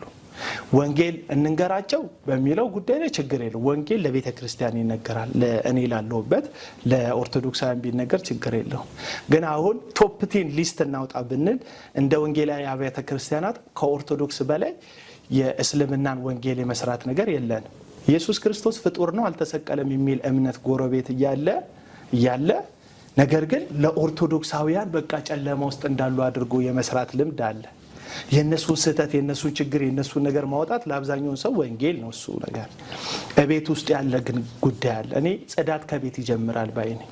የእኛም ቤት እናጽዳው መጀመሪያ፣ ፍንትው እናድርገው። አልጋ ስር ካልሲ በካልሲ ሆኖ ኪችን ሲገባ የበላበት የተከመረ ቆሻሻ እቃ ሞልቶ ሶፋ ውስጥ ያለ ቆሻሻ ተጋግሮ ሙሉ እያለ የጎረቤት የትያስ ካሉን ቤት ላጽዳላት ጓንትና መጥረጊያ አቀብሉኝ ማለት ግብዝነት ነው። መጀመሪያ ጽዳት ከቤት እንጀምር። ኢየሱስ ክርስቶስ ሐዋርያቱን 3 ዓመት ተኩል ካስተማራቸው በኋላ መንፈስ ቅዱስን ሐዋርያ ሥራ ምዕራፍ 2 ላይ ከተሞሉ በኋላ የነገራቸው መልእክት አለ። ምንድነው ያላቸው? በኢየሩሳሌም፣ በይሁዳ፣ በሰማሪያ እስከ ምድር ዳርቻ ደቀ መዛሙርቴ ትሆናላችሁ ነው። አይታል መጀመሪያ ኢየሩሳሌም ነው ወንጌል የሚሰበከው። ኢየሩሳሌምን አድርሰ ከኢየሩሳሌም ወደ ይሁዳ፣ ከይሁዳ ወደ ሰማሪያ፣ ከዛ ወደ ዓለም ሁሉ ወንጌል ይሰበካል። ከቤት ያልጀመረ ወንጌል ደጅ ላይ አይሰራም። ኢየሱስ ክርስቶስም ያደረገው ወንጌልን ግሪክ አካባቢ ሄዶ ጣዖታችሁን ላፍርስ ሳይሆን ያለው መቅደስ ውስጥ ያለውን የሸቃጮችን የለዋጮችን ነገር ነው መጀመሪያ የመታው፣ መጀመሪያ የተቃወመው። ስለዚህ መጀመሪያ ቤት ውስጥ ያሉ ሸቃጮቻችንን እና ቻሌንጅ እናደርጋቸው። ወንጌል በእነሱ ስም እየተሰደበ ስለሆነ፣ ወንጌል ሶፍት ማስበላት፣ ወንጌል ማስቲካ ሰጥቶ ለሁለት ሴቶችን ማስረገዝ፣ ወንጌል ድመት መፈወስ እየሆነ ስለሆነ፣ ወንጌልን የኢየሱስን ደም ያራከሱ ኢየሱስን ዝቅ አድርገው መስቀሉን እውነት ሽረው ራሳቸው ለስፖት ላይቱን ያበሩ ሰዎች አሉ። ወንጌል መጀመሪያ ከሰው ክብር ለእግዚአብሔር ክብር የምንሰጥበት የክርስቶስ ኢየሱስ እውነት ያለበት እንዲሆን። አሁን ብዙ ሰዎች ኢየሱስ ላይ ብትሳሳት ምንም አይሉክም።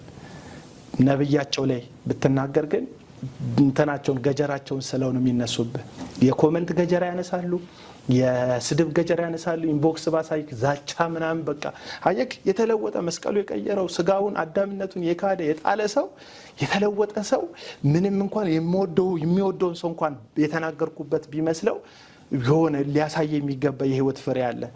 አገልጋዮቻቸው ያልዳኑ ደግሞ የእግዚአብሔር ስላልሆኑ ከነሱ የሚማሩ ሰዎች አልዳኑ፣ የእግዚአብሔርም ወገኖች አይደሉም። ስለዚህ በአመጽ በርኩሰት በክፋት ነው የሚነሱትና ከኦርቶዶክሳውያን የተለየ ቀረቤታ ምናምን ኖሮኝ አይደለም፣ የተለየ ምናምን ኖሮኝ አይደለም። ደግሞ ኦርቶዶክስ እንደ ቤተ ክርስቲያን መከበር ስላለባት ጭምር ነው። መሬት ላይ ያለው ሰላም ያስፈልገናል ብዬ ስለማስብ ነው። ፖለቲካው ችግር ያለበት፣ የማህበራዊ ህይወታችን ችግር ያለበት፣ ኢኮኖሚያችን በጣም ጥያቄ ውስጥ ያለ በጣም ብዙ ያልተፈቱ ጉዳዮች አሉ። እንደ ሀገር መመለስ ያለብን የቤት ስራዎች እዛ ላይ የሃይማኖት ፖለቲካ ጨምረን የሃይማኖት ውጥንቅጥ ጨምረን ነገሮችን ማንወጣባቸው ነገር ውስጥ ልንከታቸው እንችላለን ከሚል ማህበረሰቡን ላለማፋጀት በሰላም ወንጌል መነጋገር አለብን ብዬ ስለማስብ ነው። እና ብዙ ፕሮቴስታንት ሶሻል ሚዲያ ላይ በተለይ ያለ ፕሮቴስታንት ኦርቶዶክሶችን ልክልካቸውን ስትናገር የወንጌል አርበኛ ምናምን ይለዋል። ጠንቋዮቻቸውን ልክልካቸውን ስትናገር የወንጌል እንቅፋት ይለዋል። አየ ወንጌል ምንድን ነው? ወንጌል ምንድን ነው? የኦርቶዶክስን ስህተት ማውራት ነው ወንጌል ወይስ ኢየሱስን ማውራት ነው ወንጌል? እና ወንጌል ቤትን ነው የሚለውጠው፣ መጀመሪያ ህይወትን ነው የሚለውጠው፣ ከዛ ነው ወደ ውጪ የሚወጣው። እንግዲህ ውድ ተመልካቾቻችን ከአቤል አቡና ጋር የነበረኝ ቆይታ ይህንን ይመስል ነበረ። የተለያዩ ጥያቄዎችን ጠይቄዋለሁ፣ እሱም መልሶልኛል። ምናልባት ይህን ጥያቄ አላነሳው ብታነሳው ጥሩ ነው ወይም ደግሞ ይህንን ነገር ላይ ጠበቅ አድርገህ አልጠየቅከውም የምትሉት ጥያቄዎች ካሉ ኮመንት መስጫ ስር ላይ ጥያቄዎቻችሁን ማስቀመጥ ትችላላችሁ ማለት ነው። አንተም ፈቃደኛ ነህ ብዬ አስባለሁ። ቀጣይ እንግዲህ ድጋሚ እነዚህ ነገሮች መመለስ አለባቸው የሚባሉ ጥያቄዎች ከመጡ ምላሽ ትሰጣለህ ማለት ነው። ሁሉን የሚመልሰው እግዚአብሔር ነው፣ ግን ከቻልኩ መልሳለሁ። በጣም አመሰግናለሁ። የጸጋ ሾው እንግዳ የሆነ የመሰለ ቆይታ ስላደረግን እግዚአብሔር አብስቶ ይባርክ። የመጨረሻ መልእክት ለእግዚአብሔር ሕዝብ በአጠቃላይ ቲክቶክ ላይም ላለው ቤተክርስቲያን ውስጥም ላለው ኢንጀነራል እግዚአብሔር በውስጥ ያስቀመጠውን የጊዜውን መልእክት እንድትናገር እድሉ ልስጥ። እሺ፣ አመሰግናለሁ። የምናገረው ነገር አሁንም ቢሆን ትኩረታችንን ሁሉ ክርስቶስ ኢየሱስ ላይ ማድረግ እንዳለብን። አሁን አንዳንዴ ወደ ደጅ የምንመለከታቸው ከኢየሱስ ወደ ገድላት ፊታቸውን አዙረዋል እንደምንላቸው እንደ ኦርቶዶክሳውያን ሁሉ ልክ እኛም ቤት ውስጥ ደግሞ ሕያዋን ገድላቶች አሉን። ምናልባት የኦርቶዶክስ ቤተ እምነት ገድል በዘመናት መካከል ከ300 ከ400 ዓመት በፊት የተጻፉ መጽሐፍቶች ይሆናሉ እና ለባሳቸው እነሱ ቆዳ ነው። እኛ ቤት ደግሞ ሱፍ የለበሱ ያልሞቱ መድረክ ላይ ወደዚህና ወደዚህ የሚሉ ገድሎች አሉን እና ቅድሚያ ከራሳችን ገድሎች እንላቀቅ። ኢየሱስ ክርስቶስ ላይ ስፖት ላይቱ ይብራ። የእግዚአብሔርን ድምፅ ወደ መገለጥ ተራራ ያዕቆብ ዮሐንስና ጴጥሮስ በወጡበት ሰዓት ላይ ኤልያስና ሙሴ ሲነጋገሩ ተመለከቷቸውና ኤልያስና ሙሴ በደመና ተወሰዱ። 3 ድንኳን ለአንተም ጌታዊ ለኤልያስም ለሙሴም ሲል ጴጥሮስ ሁለቱ ኤልያስና ሙሴ በደመና ከተወሰዱ በኋላ የእግዚአብሔር ድምፅ የምወደው ልጅ እርሱ ነው እርሱን ስሙት አለ። መጽሐፍ ቅዱስ በዘመናት መካከል የነቢያት ድምፅ መደምደሚያ ያደረገው የነገሮች መቋጫ የፍቅር ድምዳሜ ያደረገው የእግዚአብሔር ልጅ ኢየሱስ ክርስቶስን ነው። ኢየሱስ ክርስቶስን እንዳናይ እንቅፋት የሆኑብንን ነገሮች ከቤተ ክርስቲያን አስወግደን ራስና መድኃኒት የሆነውን ኢየሱስን እግዚአብሔርን በመምሰልና በመፍራት በጸጋ እንድንጠባበቅ ነው ማስተላልፈው። እግዚአብሔር ይባርካችሁ። ውድ የጸጋ ሾው ቤተሰብ ተመልካቾቻችን አቤል አቡና ጋር የነበረኝ ቆይታ ይህንን ይመስል ነበረ። በቆይታችንም እንደተባረካችሁ እንደታነጻችሁ ተስፋ አደርጋለሁ። ሳምንት እንደ ጌታ ፍቃድ በሌላ እንግዳ ወደ እናንተ የምቀርብ ይሆናል። ይህም ፕሮግራም አዘጋጅቼ የማቀርበው እኔ ኤልያስ ወንድሙ ነኝ። የጌታ የኢየሱስ ክርስቶስ ጸጋና ሰላም ከሁላችሁ ጋር ይሁን። እንዲሁ በጸጋ ነው የዳንኩት፣ እንዲሁ በጸጋ ነው፣ እንዲሁ በጸጋ።